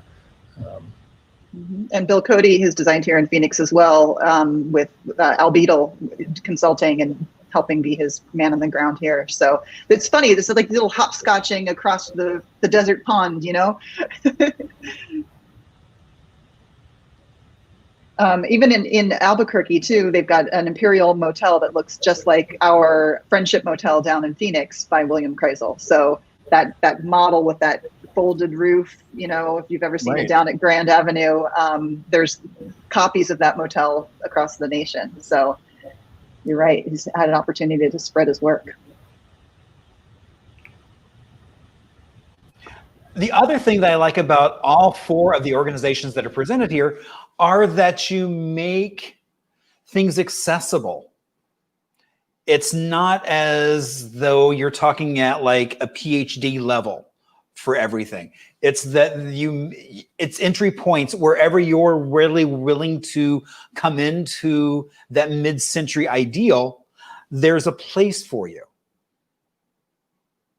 And you know what, with programming too, and maybe Damien, you've been doing this so long, you're kind of maybe running into the same problem, is I'm always in pursuit of advancing my own scholarship, but then I forget that there are people who are new generation who are at square one and they don't know who Haver is and where Marlin Grove is, and they just don't know this stuff. And so as I'm doing programming, I'm trying to do a lot more basic things too, where it's just like, you know, 101 level entry points in, and not have it be this kind of esoteric stuff. Like tonight's going to be pretty esoteric, I have to admit to you guys. This is pretty like the apex of Ralph Haver research is happening tonight. But just the back to basics and keeping it accessible, which is kind of like what we did for Otto, you know, when for Tiki Oasis last year, is we did a kind of a crash course in Phoenix modernism for his global audience that came and just took it back to the basics. So it's always fun to do that. I mean, I know for our organization, you know, we work very hard to, so, you know, our organization, our Tucson Modernism Week came out of the Tucson Historic Preservation Foundation. It's just our fall program. And as part of that, we, you know, we really said, well, how do we start? It was all about how do we educate the community? How do we get people excited? And what we realized really early on was that it wasn't, you couldn't just talk about a building, because that, you know, that's going to resonate to maybe the people who live near there. It might resonate to some like architectural fans. But tying it to automobile design, tying it to all of the other cultural sort of graphic design and cultural accoutrement, all of it sort of adds and creates new, that we did having a trailer show, having all these different types of programs for people brings more people into the tent who suddenly say, oh, well, I didn't even realize I was excited about that mid-century modern house until you sort of pointed it out to me. And now I am excited because I loved Corvettes, you know, and then, you know, it sort of has this snowball effect because I think it's important to frame it as sort of culture, and it's like in the embrace of culture. And I always have said, you know, we have to make it accessible, we have to make it relevant, and we have to make it sexy. And if you can do those three things, then, you know. And in all three of our cultures too, like cultural programming is an economic driver. This is serious business. Yeah. Tourism business and the leisure business and all of that is big business. And the events industry has gotten cremated this year. It's ridiculous. So just kudos and bon courage to all of you guys, you know, for continuing to do amazing things despite our circumstances.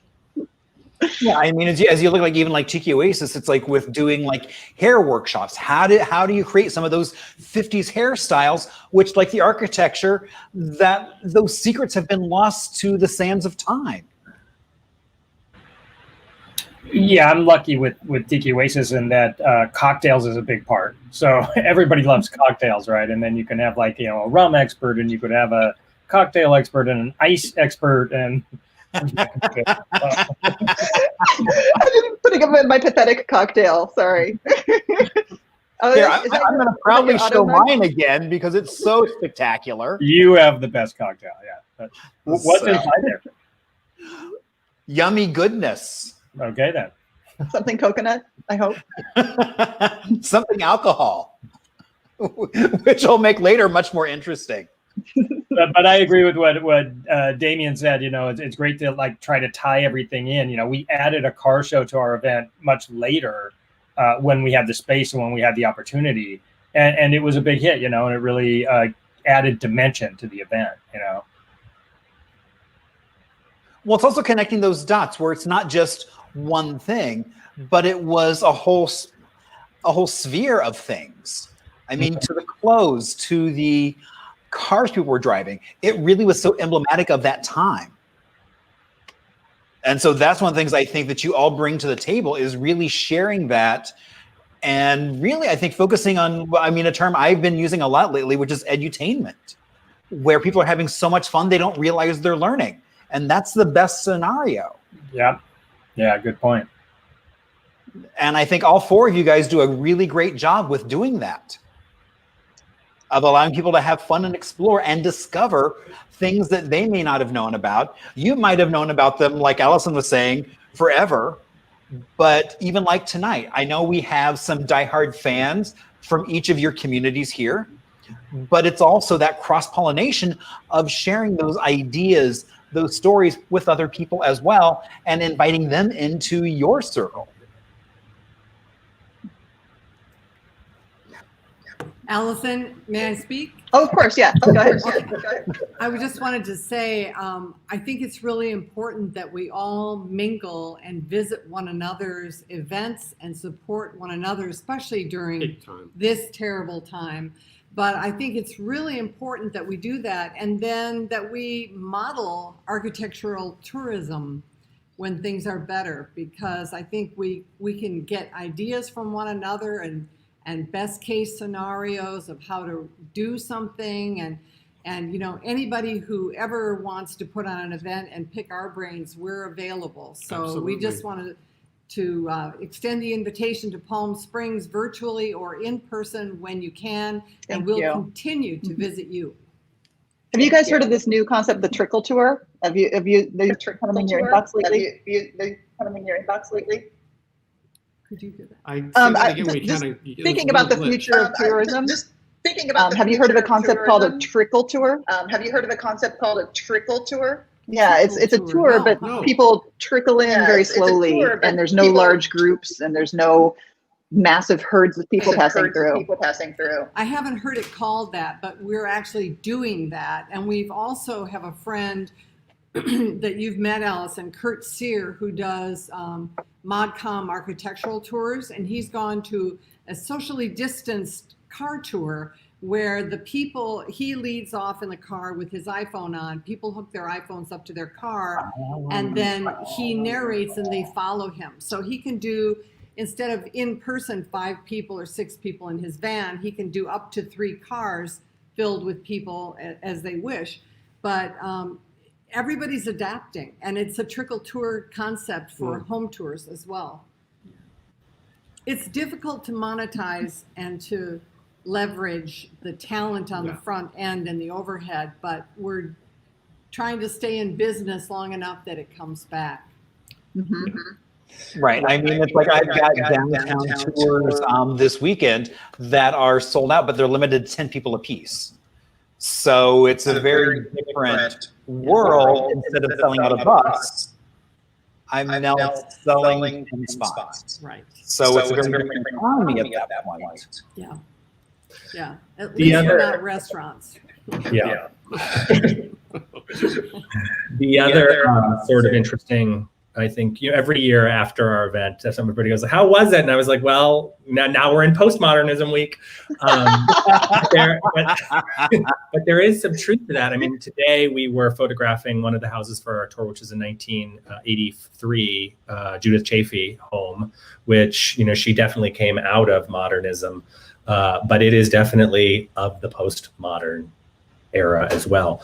And I think, as we continue to think about how we program and how we present this, I think we more and more need to sort of think about 20th century architecture as sort of the bubble, because it all is sort of interconnected, and then it becomes something completely different in the, you know, at sort of the change. But you sort of have that, and so I would encourage us to sort of think about, you know, how do we begin to engage? I mean, people are like, there's a whole new generation. When you talk about engaging younger people, they're interested in postmodern. They're interested in these houses in a way that they don't resonate yet with me, and I hope they will, but they haven't quite gotten there for me yet. But the more I spend time looking at them and sort of experiencing them, the more I'm appreciating them. But those 80s houses are pretty special. Richard does a module for Mod with a Twist that's called "What Do We Hate Now?"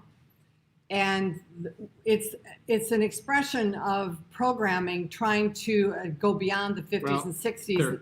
There's a dead zone of about 30 or 40 years after something was built where nobody, it's just old and it's just dirty. And I thought, just let's tear it down and put up something nice and clean and new. And it's a really tough period. You know, that was the 90s, the 80s and 90s in Palm Springs. And I think for all of you, probably the same thing.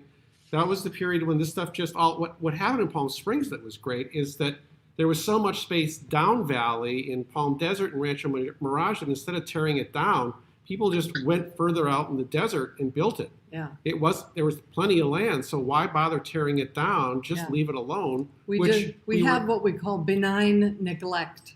Yeah.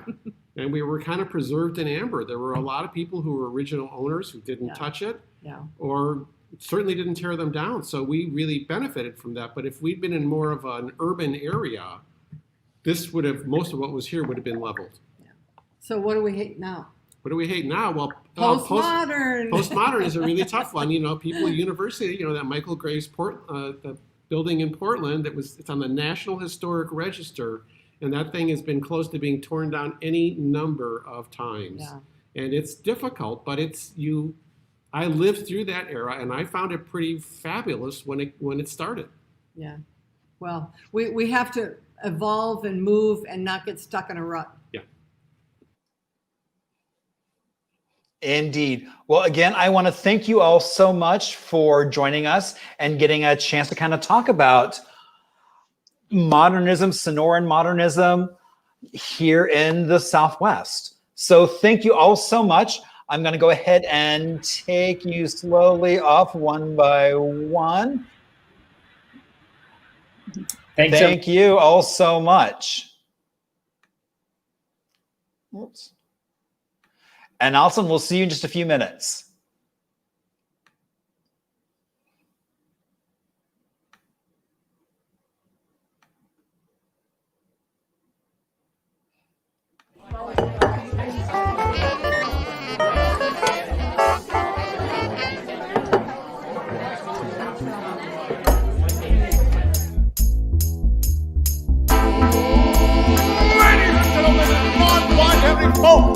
Welcome to the show! Get ready to meet your host for the night, Arizona's very own hip historian himself, Marshall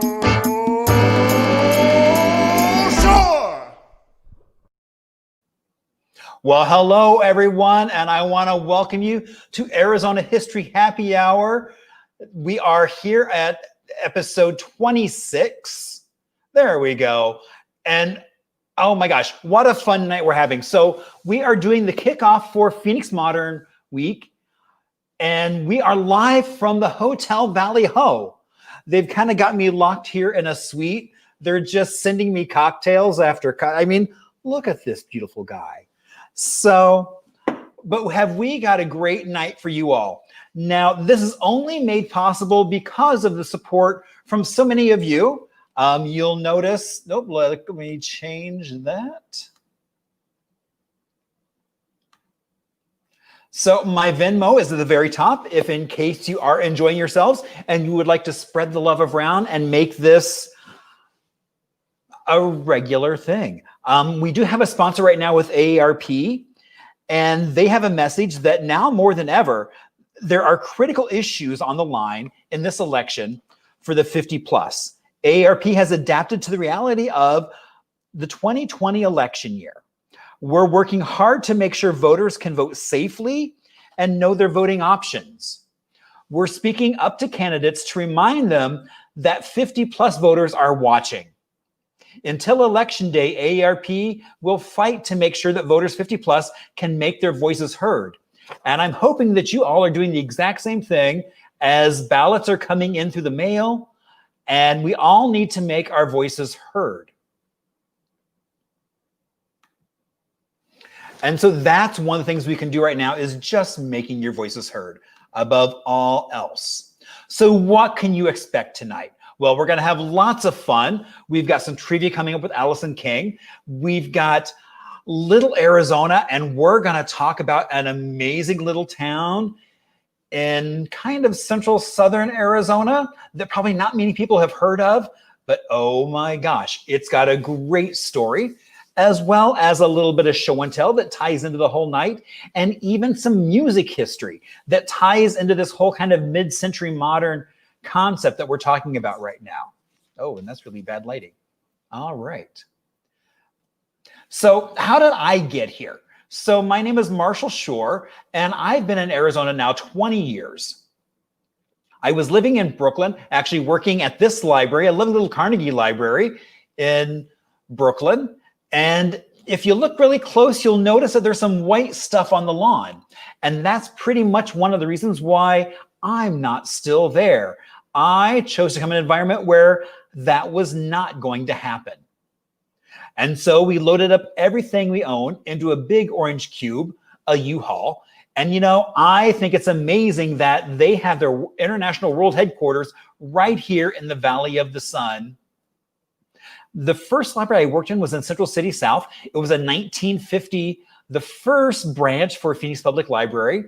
And it was in a community that had this rich oral tradition of what the community evolved. How did they get to where they are? I mean, learning about Golden Gate Park, just landing, and hearing about how the airport decimated that entire community to the point where there's only a single church left, Immaculate Heart. That's all that is left of that community in terms of physical structures, but the memories are still there. And then we moved into this lovely little 1956 ranch that when we moved in, it was beige on beige on beige. I'm happy to say now it is a much more simplified two-tone of seafoam and cantaloupe. Now, pretty much my kitchen is the original kitchen.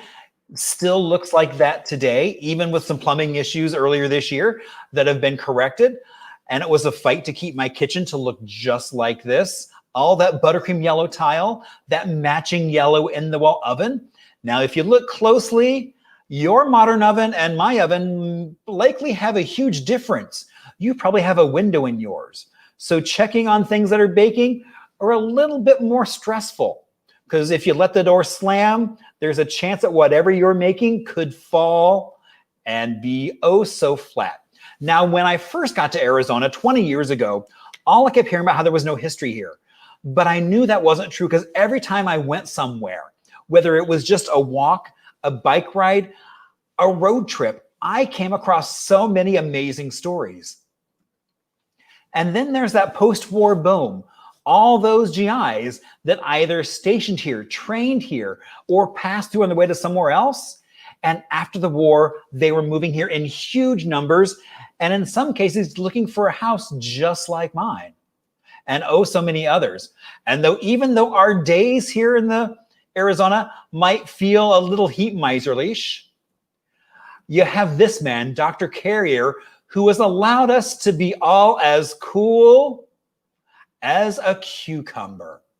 So we thank him for bringing that invention here to the Southwest, changing how we relate to an environment in a completely different way than ever before.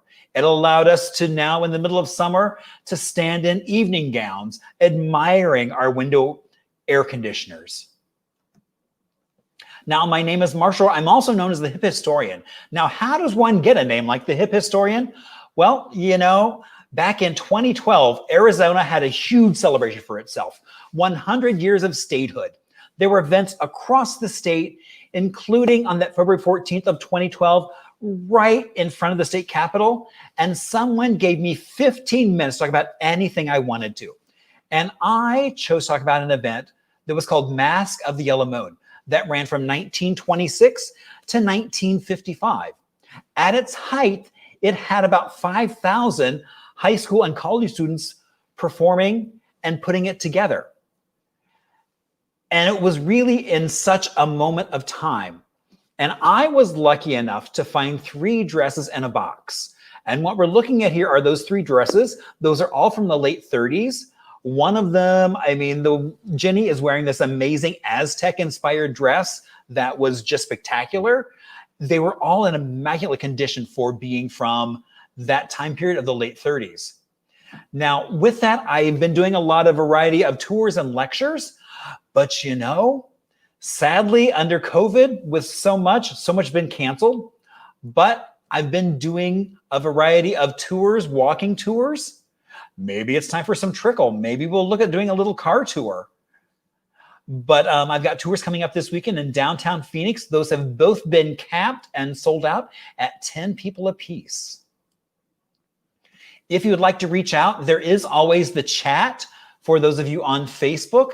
Now, if you would like to reach out to me outside of that, because most of my best stories actually come from people just sharing. And so you can reach out on Facebook, Instagram, or even good old-fashioned email, as well as my website, hiphistorian.com.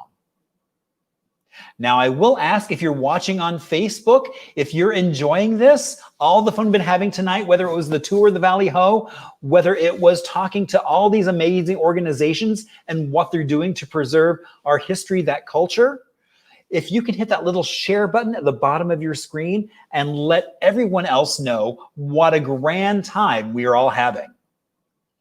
Now, because it is Arizona History Happy Hour, it would not be the same without a cocktail.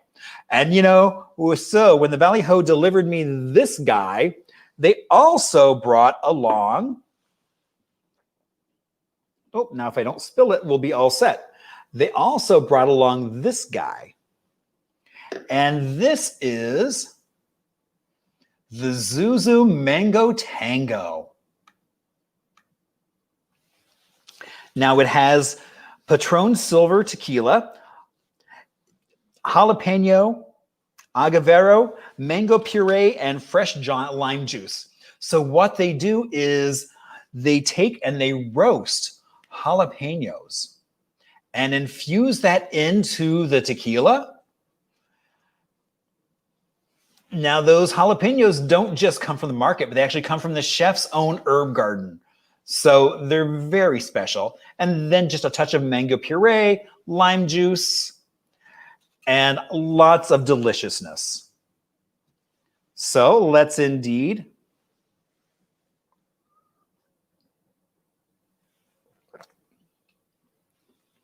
Oh my gosh, you really get that heat from the jalapeno, and even the smokiness from the roasted is right there, and so good with the mango.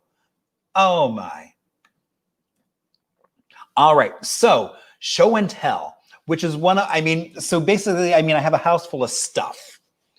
And so because we'll be talking about Haver, you'll hear the name Del Webb a little bit. I wanted to share this. And so this is actually a concrete stamp that's actually brass that would have been it was in the concrete for a Del Webb building. And you'll notice that right in the middle there is a westward hoe with the antenna as well. And so this, one of the things I think is really cool is that this was dated 1958 from the building. They were working on the sidewalk in front of it and it was being removed. So I was able to snag it. But I think is kind of brilliant is they would just print a mass number of these and then pop in a number of year, depending on what building and when it was done. And so he was on the cover of Time magazine after doing Sun City. But really the reason why you see the westward hoe on his own concrete stamp is because it said that's where he got his start, by hanging out at the westward hoe and then got invited to a party, and he went out and made sure he spent his last dollars to buy a suit. And so that was really the start of his own company. And he later went on to then build the J-Wing kind of behind the Valley Ho. That was done in the late 40s, right after he had bought the New York Yankees. And so he had quite a history, including not just Phoenix or the Yankees, but also Las Vegas. He was brought in by Bugsy to build the Flamingo. And so really that first high-end hotel was a Del Webb hotel. And then back in 1960, he opened up Sun City. That on that original day of January 1st of 1960, there were only 5 model homes, and it drew over 100,000 people. And really, that's what got him on the cover of Time magazine, kind of bringing that whole idea of senior active planning. And if you ever are out in Sun City, that first house that he built, that first model, is now the Del Webb Sun Cities Museum, which is one of my favorite museums in the Valley, just because it's so quirky and full of so much information about Del Webb and Sun City and just that time period. Now, through the miracle of modern technology, oh my gosh, are we going to have some fun? We're going to bring on my friend Alison King, who was with us earlier, as we get a chance to talk about all kinds of fun stuff. So hello, Alison, and welcome back. Hi, I guess this depends on your definition of fun. We're going to do some trivia. Right. I mean, that is true. I mean, my definition of fun is not say everyone's idea of fun, but sitting here learning and talking to some great folks, what could be better than that? So you are with Modern Phoenix, and so you've got an event coming up very soon. Yes, so Modern Phoenix Week starts now. We have relaunched our program, including most of the workshops that we had planned to do, and converted them to online format, and you can access those at modernphoenixweek.com. We are doing it as an all-access pass rather than a la carte. So you buy your all-access pass, and then that lets you then register for all of the other events a la carte. So you get to pick and choose what you'd like, and then you register through Eventbrite, and then Eventbrite will and Zoom magically are going to come together. This is how I'm told that it's going to work. and, and we will see if that fusion happens as advertised. And so then everybody will get a little link to go pop into the private Zoom room, and we're going to have a little private seminars all week long. Well, yeah, and that's always the fun of this moment, is technology kind of sometimes has a mind of its own. It's like one day it works one way, the next day something different kind of happens, but we all roll with those punches and just let it happen. Yeah. And, if there's any ticket holders out there right now who haven't gotten their email of how to log in tomorrow morning or whatever, just go to Eventbrite, go visit your ticket. It's going to have a visit this event button now. And when 10 minutes before the event, that will magically unlock and just whisk you right into the right place. Oh, nice. Very cool. And you can even do it through the app. Actually, Matthew showed me the app, and he just had an attend now button. And so he did it through Eventbrite app. Oh, so I can even do it through the Eventbrite app. Yeah. Yeah. Oh, you are so fancy and upscale. Look at you. I guess, yeah. All right. So we're going to talk a little bit about Ralph Haver, but also Hoffmantown. Mm-hmm. So let's talk a little bit about some Hoffmantown, just kind of give people kind of a flavor of, as we get ready to go into some trivia. Just kind of set the tone for us. About Hoffmantown in general? Yeah. Yeah. So you might have heard of a place called Hoffmantown. I'm not going to tell you where it is, because that would spoil one of my quiz questions. But you may have heard of Hoffmantown. And I first heard of Hoffmantown, it must have been 17 years ago, 16, something like that, like a really long time ago. And when I was first studying Ralph Haver and becoming familiar with his body of work, John Jackmart whispered in my ear, and he said, "You know how John does." Exactly.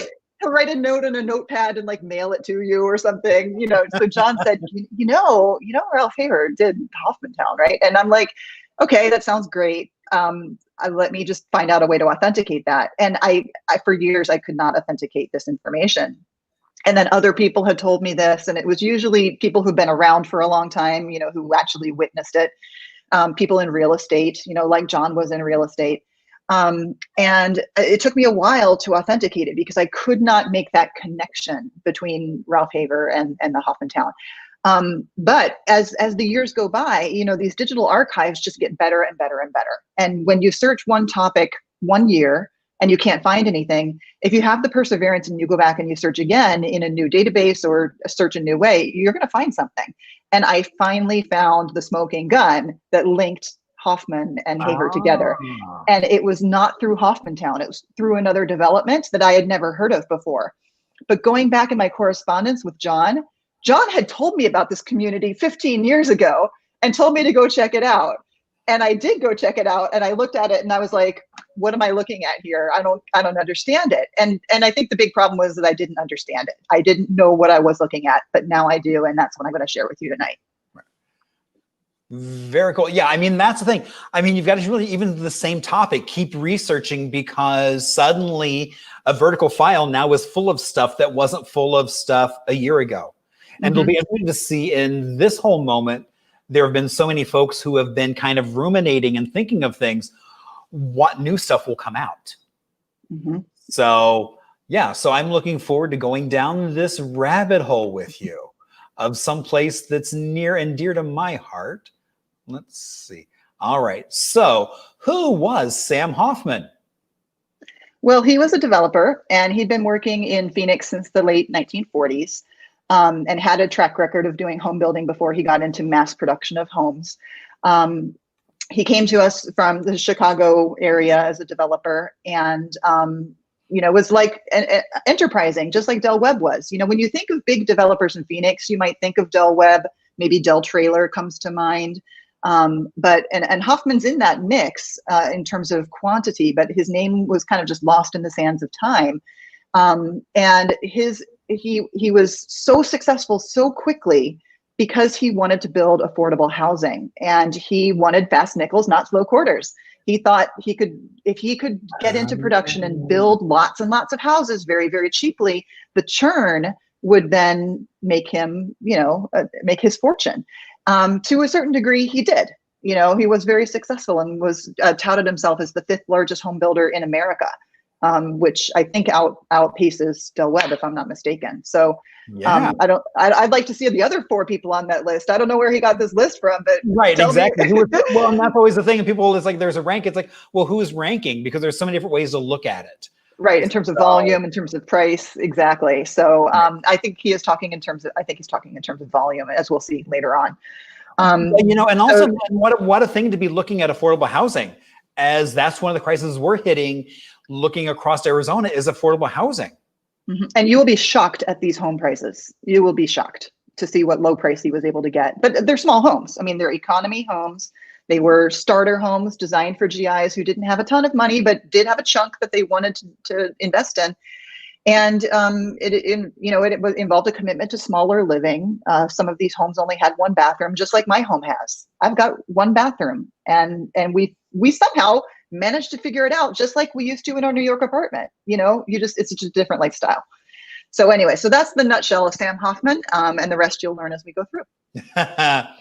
All right. So now trivia this week is going to be a little different. Instead of going through all the questions and then the answers, we're going to do it all together because the stories are so good that I didn't really want to divide them up. That's like, once we get the ball rolling, let's just roll. So we do have 10 questions. Feel free to, again, keep track of either in the chat or if you've got a pen and paper handy, a crayon and a shopping bag, you can do it right there. So, all right. So our first question, what was Hoffman's first tract neighborhood called in Phoenix? Was it Hoffman Terrace, Hoffmantown, Jackson Villa, or Manana Vista? And drum roll, please. Now I need sound effects. Now that we're doing it this step. Well, just like any good professor, I've given you one of the answers to the quiz in my previous slide. So, of course, right? No, exactly. People are paying attention. They already know the answer. Plant little seeds of what the wrong answers are, and so we know it wasn't Hoffmantown, right? We can eliminate that. Right. But you're seeing photos of the neighborhood now, so you can go ahead and reveal. All right. It's Manana Vista. And so I've highlighted Manana Vista there for you in yellow. If you've ever been to the Rebel Lounge on Indian School Road, just walk 1 block north and you're right inside Manana Vista. And this is late 1940s. This is his first, as far as I know, his first big investment in land and his first tract housing project. And when that was completed, he went across the street. You see those little red dots that are right across the way on 28th Street, it looks like, bought another tract, and he couldn't build these homes fast enough. So he was basically leapfrogging from one to another. And he would often, in the old advertisements, say, go see the model home in Manana Vista, but then you're going to be buying in Jackson Villa. So he would use one subdivision to market another because the homes hadn't yet been built. So that's just testament to how the demand was and how quickly people were snapping these up. And Madeline said, I was just driving through there recently. I had no idea. And now you know. It's beautiful. It's like frozen in time because the setback is so straight. Okay, everything has the same setback, but then they are lined up side by side with very narrow property in between. And so if you want to build onto your house, you have to build back. You can't build sideways. There's no land to build on because it would be wrecking the easement. And so it's like preservation through design. When you drive up and down the street, so much is intact because they haven't been ruining their homes with these larger wings. If there is a wing, it's going out the back. Right, which you can't see from the road. So yeah, which is like preservation. That's preservation 101. Don't change the facade. How about that? And there we have one of the lovely houses of Manana Vista. And you might not think that this looks like a normal Haver home, but this is very much what he's famous for in his early work. A lot of people think he was this great modernist. I'll tell you what his son said. His son, Bucky, told me in a face-to-face interview, Ralph wasn't trying to be modern. He was just trying to be cheap. The same thing could be said for Frank Lloyd Wright. I mean, a lot of times he was just trying to be cheap and figure out how do I now charge these exorbitant sums for cheap materials. Mm-hmm. Right. Yeah. And so these little red brick houses are part of Haver's legacy. And they're all over Phoenix. Now that I'm showing them here on the big screen, you guys drive by these all the time. And, and once I reveal to you the map of where they are, you're going to know and be like, you're going to be able to pick it up through the different little motifs that I show you. And one of the motifs I want you to really look at is the car garage. And note, it's not a carport. Okay, a lot of mid-century homes of this time period would have an open carport, but most of the Hoffman homes come with a roll-down aluminum garage door, and this one that we're showing here is original. It's painted white to go with the trim. Oh, yeah, and that's kind of the giveaway. Is look how narrow that is. It's just enough for one car and one person to kind of like shimmy out of their car and into their little garage. And so many of these homes have that garage door remarkably intact. And if you don't see the garage door there, that means that they have walled it in and turned it into a master suite or something like that. That happens so often. I mean, like our house 56 does have a double carport, which is unusual, but it's still a carport. It's not a garage. The neighbors tried to turn theirs into a garage and it went all facocked, and I'm glad we didn't even attempt that. But that's a whole other story. All right. So what year did Sam Hoffman build Manana Vista? A, 46, B, 49, C, 1951, or D, 1953? Now, if you were paying attention, the answer was given away, but no worries because it is 1949. And this is really prime time for Ralph Haver getting his start in the Valley. Ralph moved here in well, it depends on when moved, actually, when you think moved is, but his family was here pre-war. Ralph visited, even when he was enlisted, he was visiting to Phoenix and thinking of throwing down roots here. And when the war finally ended, 1945, 1946 rolls around, he sets to doing home building here in Phoenix.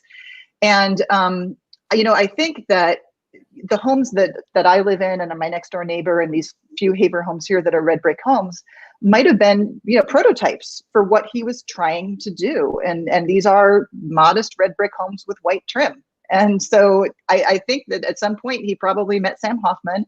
They had a conversation about how to make this work. And the idea then just took off like wildfire. And so I'm showing you one of the first articles that I found that finally validated the connection there. And I found this not by Googling for Ralph Haver. For some reason it wasn't picking it up in the keywords. I was researching Hoffman, and it was through researching Hoffman's company that then that connection was finally made. So sometimes you have to come in at it sideways. Right. I mean, that always happens. I mean, you're researching one thing and suddenly this other thing pops up and it's like, oh my gosh, there's a connection here. So yeah. Alison, what year is your house? 40. Okay. So it was finished in 45 around Christmas time. And then it was occupied in 46. Okay. All right. So this is the rabbit hole. Indeed. So the little blue circle there, or blue-green circle there, shows you what Jackson Heights, or Jackson Villa, it was called, in Manana Vista. So that shows you where it started. And then the larger valley shows you everything that I've been to authenticate that is associated with Hoffman and the Hoffman Homes concept. It's not a complete of Hoffman's body of work, and it certainly is not complete of Ralph Haver's body of work, but it shows you the spread and the reach that this had in the different pockets of the valley that were developing in the post-war era. Notice they're outside the margin of downtown, so they're suburban in the land creep that was happening. And so far I've got 13 tracks and counting, and I think that at least 9 or 10 of them were associated with Ralph, if not even more. I know that some of them were associated with another architect because it's clearly marked on the advertisement that it was some other guy. But if we trace the models back to Manana Vista and Jackson Heights, we can just follow the models across the city. I mean, the model doesn't change. And so there are tiny modifications that happened, like all electric homes became a thing. So, that became the rage. Or they might move the carport, or at one point they put a utility room on the back of the carport on the economy model. But I'm showing you here Ralph Haver's own 1945 brick home, which we know he built in 45 with his own 2 hands, with his family's help as a masonry company. And it just shows you kind of the heritage of building these tiny little red brick homes was part of something that he did just for himself as an economy home. And do you guys know why homes had to be so small in the post-war era? Do you know why? No, Alison, please share with us, why did houses have to be so small? Well, there's building material shortages. If you've ever heard the story of Charles and Ray Eames trying to build their case study house, they couldn't build it for years because they couldn't get the steel they wanted, and they couldn't get the glass they wanted, and it wasn't possible to fund a house if you were, quote unquote, wasting materials like that. And the FHA and the lenders wouldn't fund housing projects that were large because they thought they were wasteful, basically, in a nutshell. Interesting. I'm sure somebody like Catherine Leonard maybe can explain in chat better how this works, because the lending and all of that stuff's not my specialty, but that's what I've read. That kind of model comes to play even later on when we talk about Little Arizona and the small town between here and Tucson that we'll be chatting about. Cool. So, indeed.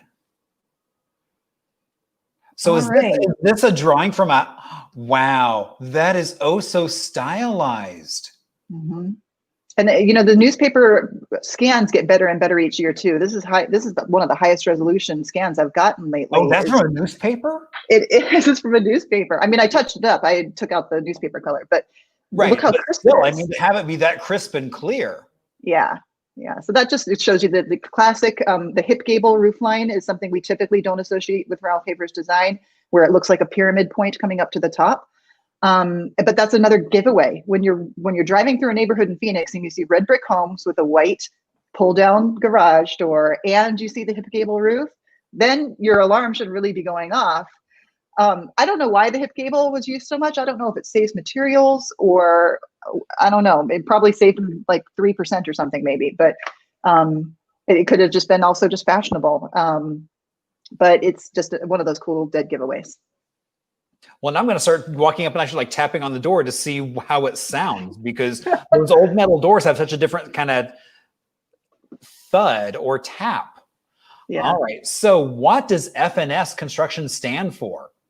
Is it Freemason and Solomon, B, Frank and Sam, C, Father and Son, or D, Fred and Sal?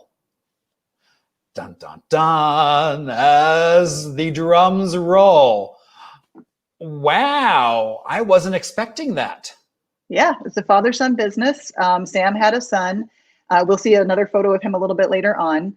And he and Jack were partners in this business. And it took the two of them, really, because once it took off through Phoenix, then it took off nationwide. And so they needed more representation and had different talents and different skills to lend to the project. But yeah, it's a father and son endeavor. And, you know, he's putting a pin on a map there just to show, you know, another home sold. And you can see the tract is laid out in a beautiful grid there. Right. You see all the pins just row after row. And you would think that, you know, these homes would be cheaply built, but their claim was that they were quality. And I would love to connect with people who live in them today to go check some out and see, you know, what their experience is. Be able to help in that.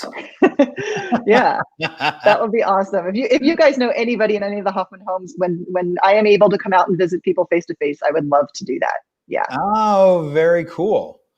All right. So Sam Hoffman marketed himself as the Henry Ford of the home building industry. That's a pretty big claim. Was he the Sinatra of savings? C, the Pope of planned communities? Or D, the Johnny Appleseed of affordable housing? And the answer is Henry Ford. Yes. Oh my gosh. So Sam Hoffman, you know, believed in like owning the means of production. So he would go to these tracts, and one of the tricks he would use, you know, is to build a mill on site and do the milling of the homes, and all the wood that they would need would not have to be shipped in from somewhere else. He could just do it right there, and they could take it off the lot and move it down 5 doors down and start to build homes. And they would do it production style, you know, where they would cast 5 pads, and then the framers would come in, and then the roofers would come in. And well, I guess they put the walls up next, technically. Yeah, because otherwise the roof just falls. Yeah, and I don't know how much framing is involved in brick. I don't know how that happens, but anyway, they would do it in the right order and do it assembly line style. And so when his big kind of Business Week article came out in the 1950s, that was, you know, touting his production and his business acumen, that was the marketing term he gave himself.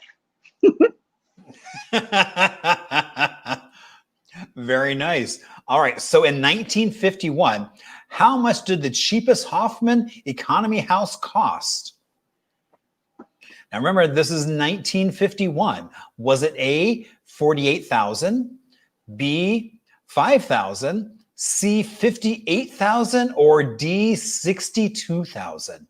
How much did the cheapest Hoffman economy house cost? $5,000. If only it was that easy today. I was gonna say, I'm like, as we're back into bidding wars for housing right now, it's like, who wouldn't love to pay $5,000 for a house? Yeah, it's insane. So, so the photo that I showed you in the previous slide was the cheapest model. And then you could get another one that was slightly bigger and had another bathroom. I think that was one of the features. But yeah, it's tiny. It is so tiny. And we'll see a little floor plan of one here in a little bit. And they're rare. I mean, I really had to look hard to find these because they weren't in Manana Vista. Manana Vista was a little bit bigger. And then he realized he could go a little bit smaller and cheaper as he got his role going on. And so he started doing these micro homes. Talk about tiny living, like Deborah was talking about earlier, right? He was making it happen. And yeah, so these ads are for Indian School Road. So I don't know if you can read it there, but it's Indian School and 27th Avenue, basically just on the west side of the freeway. It's the first neighborhood you get to when you're driving west on Indian School, and you'll just turn right. So you'll turn north if you want to go visit. Oh my gosh, you mean people were building houses on the west side of Central? Really? Well, when you look at the aerials, he was one of the few who was building there. He was, again, this is like the suburban sprawl. And when you look at that period, he was an outlier. And that's because probably the land was cheap. Right. And No, exactly. It would have been really cheap at that point because nobody wanted to live there. So yeah, but he made it happen for hundreds of Americans, thousands of Americans. Oh yeah. So I don't live too far from it's like, so these houses are quite familiar. Mm-hmm. So this is right what you see when you turn north off of Indian School. Yeah. And you can imagine, right, this summer I've done a lot of quarantining, right? Like I am not seeing people right now. So I drove around a lot this summer and kind of got my research fix on. But can you imagine like seeing that newspaper ad with the window that's got the little window panes that go like that? Right. And I turn the corner in this neighborhood and I see exactly what I'm looking for are these tiny, tiny, tiny homes. Right. Oh, actually, I know someone who I think lives like in that very top house. Actually, she lived in that house. She just moved. So same window configuration. Mm-hmm. And what's kind of cool is the window configuration changes. So when you look at the top version, you can see it's kind of a staggered effect. But then in the bottom one, you can see it small strip, then big strip, then small strip. And I've identified about 6 different window patterns that they use. So it must have been something you could request maybe, as your feature. Or oh, it's like an upgrade. It's like, oh, if you want this feature, it's $10 more. Mm-hmm, exactly. And look in the top version, you can see the windows are floor to ceiling, which would be very Ralph Haver-like to do floor to ceiling windows if you could. But those got value engineered out in the final build out. You can see that there's like maybe 1.5 foot wall that supports that window now. Right. All right. Where is Phoenix's original subdivision named Hoffmantown located? A, Christown Mall, B, Metro Center, C, Biltmore Fashion Park, or D, Tower Plaza? So which one of those has the original subdivision called Hoffmantown? And yay, it's Christown up the street from me. Yay. Yeah, so the yellow area there shows Christown Mall, and then the red dots above it are showing you the Hoffmantown homes. And this is when he really started to attach his brand name to the marketing of the materials, and he started calling them Hoffman Homes. And even though the company was F&S Construction, then the Hoffman Homes became a brand name that he would use along with the marketing. So those little red dots show some identified model homes that I found in old advertisements. So if you want to go drive by and see the model or the whatever, you can zoom in and take a look. All right. How much do homes in Hoffmantown typically sell for today? Oh my gosh, speculation. All right.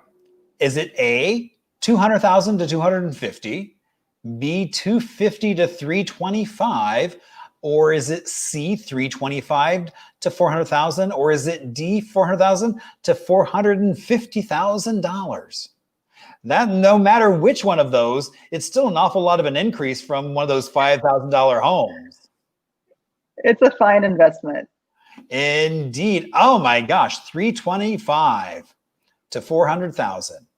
Mm-hmm. Yeah, if the homes have been well cared for, that's kind of, I'm not a real estate agent with all the same software that they have, but looking on Zillow and looking at Street View and all of that, on the lower end, they're in the low 300s.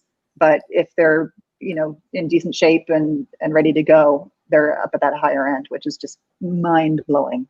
But the location too. It's a beautiful West Side location. Right. It's got mature trees. If you go back and just go back and show the previous slide, the trees are, amazing. These are young trees, but you can see in the background, there's huge palms. Right, exactly. Yeah. It's a definite oasis, and it's very well cared for. There's a lot of pride of ownership there. Right. The neighborhood that I'm in is a Womack neighborhood. So basically Arcadia Builder but now on the west side. Mhm. So, all right. And so there we look at that. And and even look at that door on the, I'm sorry, in the garage. Yes. Mhm. Like you can tell it's old just because of the amount of lines and the beautiness of it. All right. So which city does not have any known Hoffman homes or haverhoods? Oh, A, El Paso, B, Denver, C, Albuquerque, or D, Tucson? Which does not have either Hoffman homes or haverhoods? El Paso. No known Texas connection that I know of, but the Denver and Albuquerque and Tucson have been on my radar for a really long time. And this is kind of how this journey also got started. You know, John told me 15 years ago, there's Hoffmantown. I'm like, whatever, I can't find it, so there's nothing to find. And then, but I was looking at Ralph Haver's portfolios, which I have all digitized. So I've got all the body copy from his portfolios, about his marketing portfolios. And in his bio, it mentioned that he had designed a tremendous amount of homes nationwide, and it listed specific states. So it listed Colorado, New Mexico, and these other states. And so this has been like, I took vacations in Denver and Albuquerque to go try to find this stuff. You know, we're like, let's go to Denver and to go try to find the Haver homes. And we did. We found them. So oh, good. Yeah, yeah. And in fact, you've even seen a photo of one previously. You didn't know it was from outside of Phoenix. So we'll get there in a second. That's one of the things I love is that kind of the search for these is getting easier. Because I remember going to towns 15, even 20 years ago and saying, where are your modern neighborhoods? And you'd go to the places and be looking at like, we don't know. Mm-hmm. Right. So well, once I love that that's getting so much easier now, just kind of that whole tourism aesthetic. And once I found the right keywords to start searching for, which was not Haver, it was Hoffman. Finally, once I figured that out, I was able to get a historic survey was done of one of his neighborhoods in Aurora, Colorado. And it was a commissioned survey and document to see if it qualified for National Register. And it had everything in there about Hoffman and the homes and the economy and the master planning and everything. No mention of Haver, but that's what put it on my radar, so that I knew the addresses to go to and to go check it out. Oh, very cool. So does the Hoffmantown sign still exist in Albuquerque? Mm-hmm. Yeah, that photo is about 4 years old. Wow. Yeah, and that's part of what he did. Eventually, he did master planning, so he would do shopping centers that were integrated in with the design so that there were amenities nearby, so that they weren't so far away, like they were on the west side, not near anything, but they would have amenities that were closer in. Wow. Oh my gosh. And those are different Hoffman towns across the country? Mm-hmm. Some of them are named Hoffmantown and some are named something different, but yeah, that's the spread. And it's crazy. So I guess I have a field trip to Utah in my future. I can manage that. Exactly.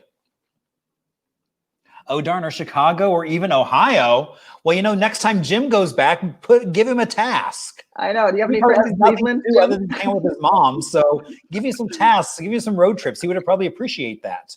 Well, you know, it's been funny because I've now started to make friends in Albuquerque with the Albuquerque Modernism Group, and she and I have been talking back and forth about the Albuquerque connection with the Hoffman homes. And I send her Google Street View shots, and she's like shocked, and she's like, "Yes, that's the same thing." And you know, we're able to have these friends long distance to kind of help do a little bit of the authentication and legwork. Right. All right, thanks to Saf Hoffman, how many Ralph Haver tract homes are there nationwide today? All right, so today there are how many homes? A, 5,000, B, 10,000, C, 20,000, or D, 50,000 Haver tract homes nationwide today? 20,000. I wasn't expecting that to be that high of a number. That's the number that he published in his portfolio and his bio. And that's when he listed the 4 states that he had built in. Okay. And so that kind of, when I saw that number, I was like, okay, that is a significant number. That is a lot. And so that's why I've kind of stuck with it and didn't let go and nibbled at it year after year after year to figure it out. And I don't know what percentage of those are Hoffman homes, but looking at his volume and when they published the number that were in the tract and stuff like that, lots and lots of them. Yeah. I don't know where the other thousands come from. I'd love to find out. But, but often it's like, I mean, I'm assuming we're the same in the fact that it's like you'll research, you'll find something, but you just kind of have it on the back burner for a while because you don't have enough to go on. It's just like John mentioning Hoffmantown. Okay. Mm-hmm. And then you're waiting for these other things to suddenly percolate up and be like, oh, now I can pull that story up and now we can look at it in a different light. Yeah. And for a long time, it was very unsatisfying to like want to research it and want to make some, and it's so long, for so many years, I didn't have any breakthroughs. And then the minute it clicked, it was like all the dominoes fell into place. Right. That's always what happens. All right. Oh, so how did Sam Hoffman die? A, crushing debt. B, tetanus. C, heart attack. Or D, murder suicide. All right. Murder, suicide. Right. Oh, why? Why? Exactly. Yeah, nobody knows why. The newspapers didn't publish why. Well, maybe somebody knows why. But the story goes that he was at a party with his wife and they went back to their apartment, which is near Christown Mall. It's in an apartment complex that he designed just by Target area, okay, where Target is now, kind of. I think it's called the Bethany Arms now is what its name is. It's on the north side of Bethany. And he went back to his apartment, which was a very modest place to live for some guy who's like the, Henry Ford of home building. But right. I mean, the home builder in the country, it's like, wow, lives in a modest apartment. Yeah, so he goes back to his modest apartment, bang, bang, and the neighbors are like, what's going on? And it's all over. Yep. Wow. No Mafia connections that we know of? Not that I know of. I don't know. Yeah. He was, and he was involved in the community. It was shocking. Right. No, because he would have been helping so many folks afford their first home. Mm-hmm. Yeah. Oh. He's just sleeping. It's like, it's like Alison gave me a post-mortem photo. Oh my God. It looks like the wax museum, doesn't it? Yeah, that's just a rare interior though. And the next photo, oh my God. Oh, that lamp, that dividing unit. Mm-hmm. So these are from Colorado. So they, when the business magazine did a big feature on him, they did tons and tons of photography, and then now it's held in their library archives, and they've digitized these images, and so now we get to see period appropriate Haver interiors, which is very rare. Well, and also one of the things I love is the fact that you see the plaster probably, the walls, but then you see the red brick showing through. Mm-hmm. So many homes would have plastered over that and lost that detail. Mm-hmm. But here you can see it's like that was the expectation of you got red brick on the inside of your house. It probably was cheaper than having to plaster over it. Right, to put in furring or put in drywall or whatever. Yeah. Right. And it gave it this whole personality that other homes didn't have. Mm-hmm. Yeah, I can't wait to get into the interior of these places. So I know, and they're just so modest. I'm sure there's not much to look at when you get in there, but it's just to kind of even good design is good design. That's you look at things. It's like, yes, you can go look at a McMansion that's designed one way, but good design to see how the space is broken up, the scale of how people lived back then is so different than how we live today. And that's one of the things I love about some of those older homes is just kind of that scale. Mm-hmm. It's very cozy. I like it. Oh, and then he got on the all-electric kitchen. And these are two unrelated images. One is from Phoenix, Bethany Villa, and the other one's from Aurora, or not Aurora, from Denver.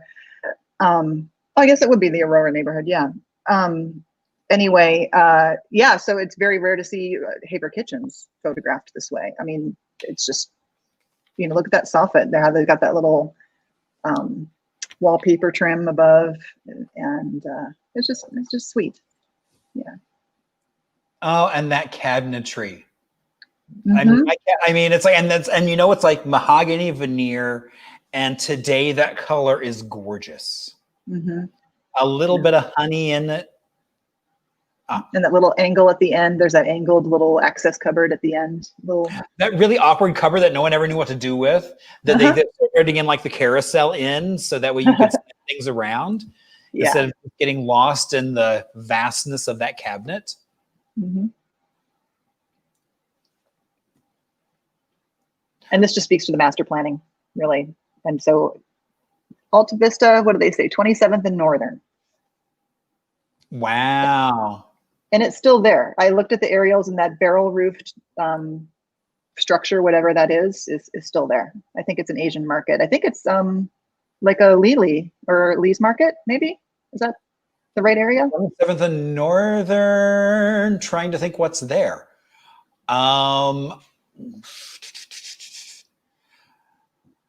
Lily is further west. I'm gonna have to go exploring, because I mean, it's like, I mean, I love, there's like a Middle Eastern market there, but that's in the old Deseret thrift store. So, well, and I also love that. I mean, when you start looking at kind of the west side and kind of this area, you're really talking about some of the most diverse housing in terms of population in the entire city. Mm-hmm. And so that's kind of the fun. I mean, it's like there's an Alpha Graphics at like 27th Avenue and Northern. Just south of that is a Burmese market, which I've seen it, but I haven't had a chance to stop. And I'm so excited to stop at the Burmese market and just see what I can find that I don't know about. Yeah, and I just love how these homes continue to be relevant. You know, they serve a need for people who are getting a start, and it's awesome. Right, and that story just continues, and that the layers just build and build and build. Mm-hmm. Oh, and here we're back to some Modernism Week. So I know it's like, so their tickets are still available. Yes, and so the events start now. We have 3 events going on tomorrow, and so if you were interested in those, you just buy your ticket, and then it gives you a password, and you go in and click the things you want. And I think this next slide even talks about some of the events coming up. Yes, we have 2 artist chats coming up with relation to the artwork that has been done for the new Frank Lloyd Wright Timeless exhibition, which is a kind of a continuation of the work that we did last year. So John Arvizu and I will be talking about our new poster releases tomorrow night, and that'll be an advanced sneak preview. So you get 7 days sneak preview against the rest of the public to purchase the prints. And yeah, and then our planned keynote was making architecture. That was supposed to happen at Park Central Mall earlier in March, and we weren't able to do it, so we're rebooting it on Zoom. And the other event that I would really recommend you take advantage of before too much time passes is our Bauhaus movie, which you can screen in the privacy of your own home through Tuesday night, and then you can log in Tuesday night for the director's talk. And as it turns out, our director is from Tucson, so we'll find out about what it takes to get from Tucson to Hollywood. Oh, and I didn't realize the director of that was from Tucson. I didn't know until 2 weeks ago. Wow. All right, go Steve. All right. So Alison, thank you so much for, again, sharing your passion, your resources, your knowledge. I mean, honestly, it really is that passion that I think keeps us all just kind of going on to find that next little glimmer of a story that can turn into, as you said, a chunk of meat. And for the vegetarian that's claim I'm looking for a chunk of meat, that's pretty rare. So, or a chunk of beyond beef. Exactly. Well, thank you for having me. This is my idea of fun. So thank you for letting me do it. I completely agree. I mean, I've loved the entire evening so far. I mean, the fact that we got to virtually tour the Westward Ho, then we had some of the greatest modernism in the Southwest coming together and just chatting, which was pretty incredible. Yeah. Yeah. Good. Well, thanks for providing the platform. It's appreciated. Oh, thank you so much. And stick around. Don't jump off because Alison is leaving, because we still have some Arizona music history coming up, and then Little Arizona, which is going to shock and appall you by the price of a Haver home that is purchasable right now. All right, Alison, again, thank you so much. Have a good night.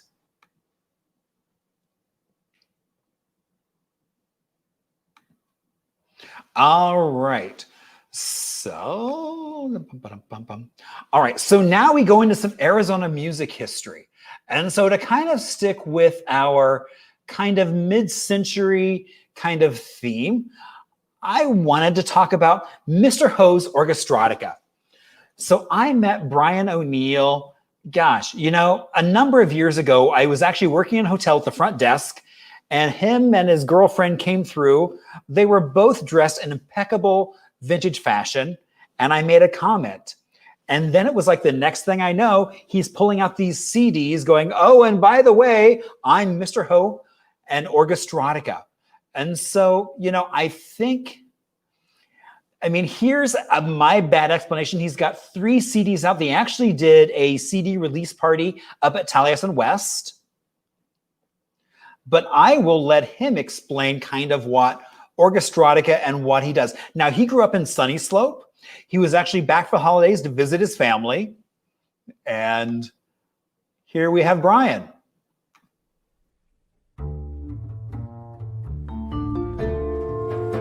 The Orchestratica is 2 ensembles. We have our 22-piece big band, and then we have the quintet formation. Practically every show that I go to, we have people come up to us that say, I really appreciated hearing about what's behind these songs and why did you integrate this instrument and why is this song called Would You Like Bongos with That Fugue? It's like, what kind of title is that? And they want to know the stories behind that, and I find that they're able to get in a little bit deeper with us, and that's more enjoyable for us because we get a better response of energy back from the audience. We integrate a lot of classical music. I will write new material on top of someone else's composition. We improvise over it and stir the pot.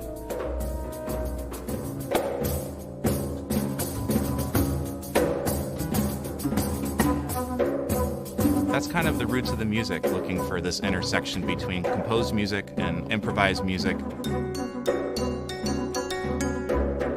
It's using oud and resonator guitar or Japanese shakuhachi or bass flute. So we're looking to bring these together in a new way, sort of like a small version of the Silk Road Ensemble. I wanted to have a series of records, and so ours is called the Exotica for Modern Living series, and there's a whole like mid-century modernism graphic theme that goes with it. And I'm glad the music is connecting to a lot of different audiences. Orchestratica, it's in the name, and I think there's a lot of possibility with what that could be in the future.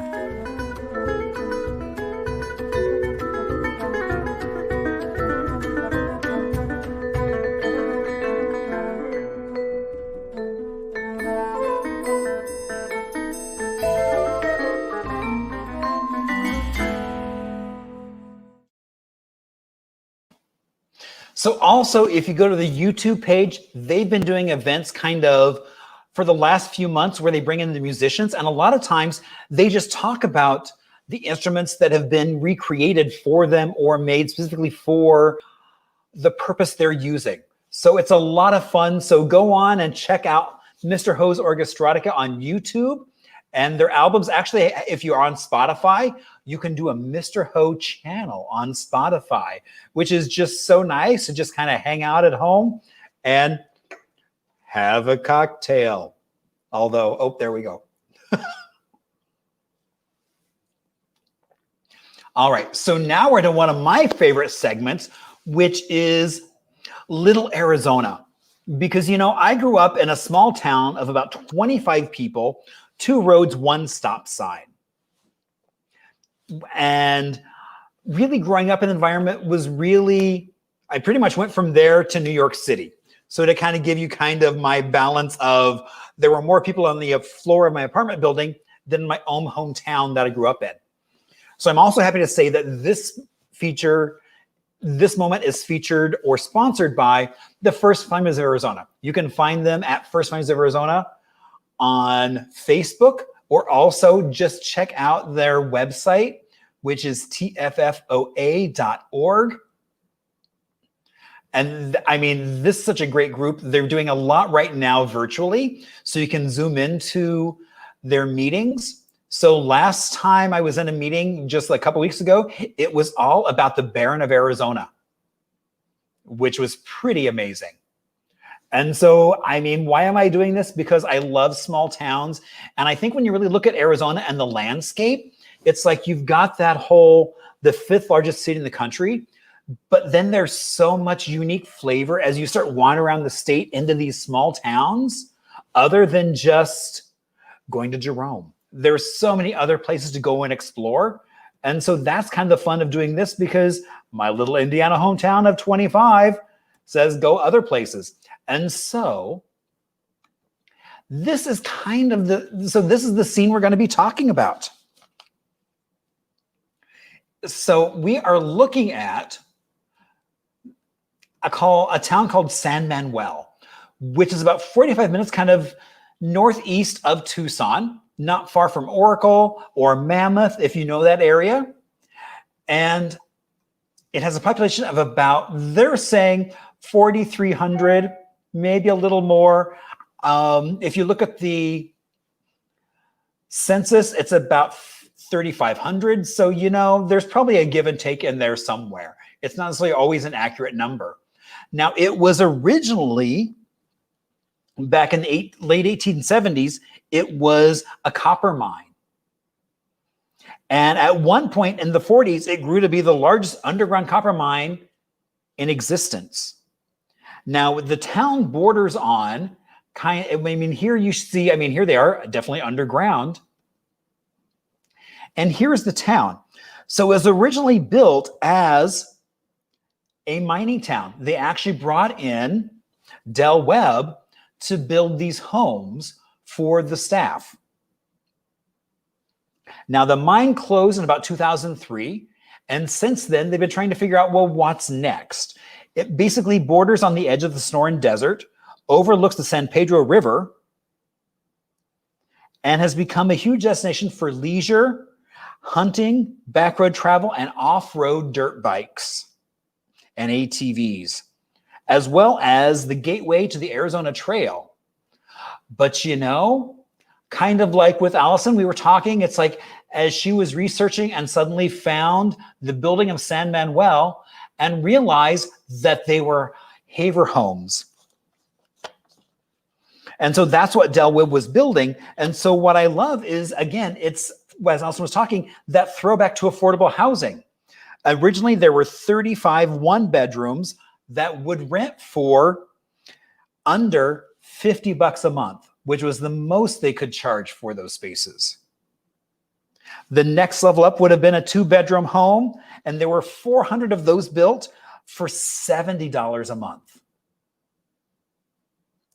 And then the big luxurious Haver home, there were 570 of those built.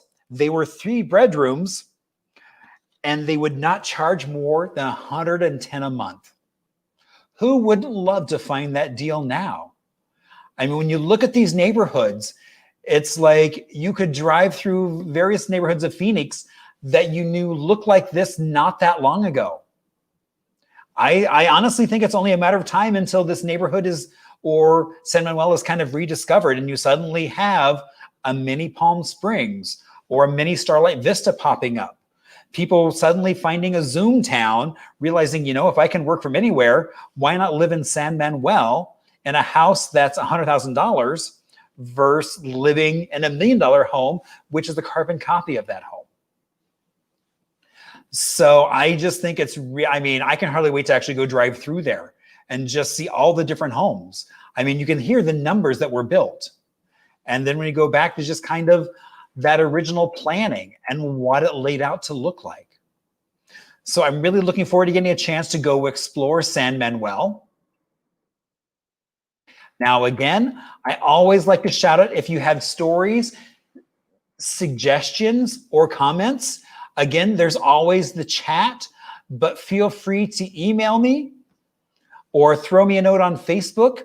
Next week, I'm happy to say we have Francine Powers, who just released a book called Haunted Bisbee.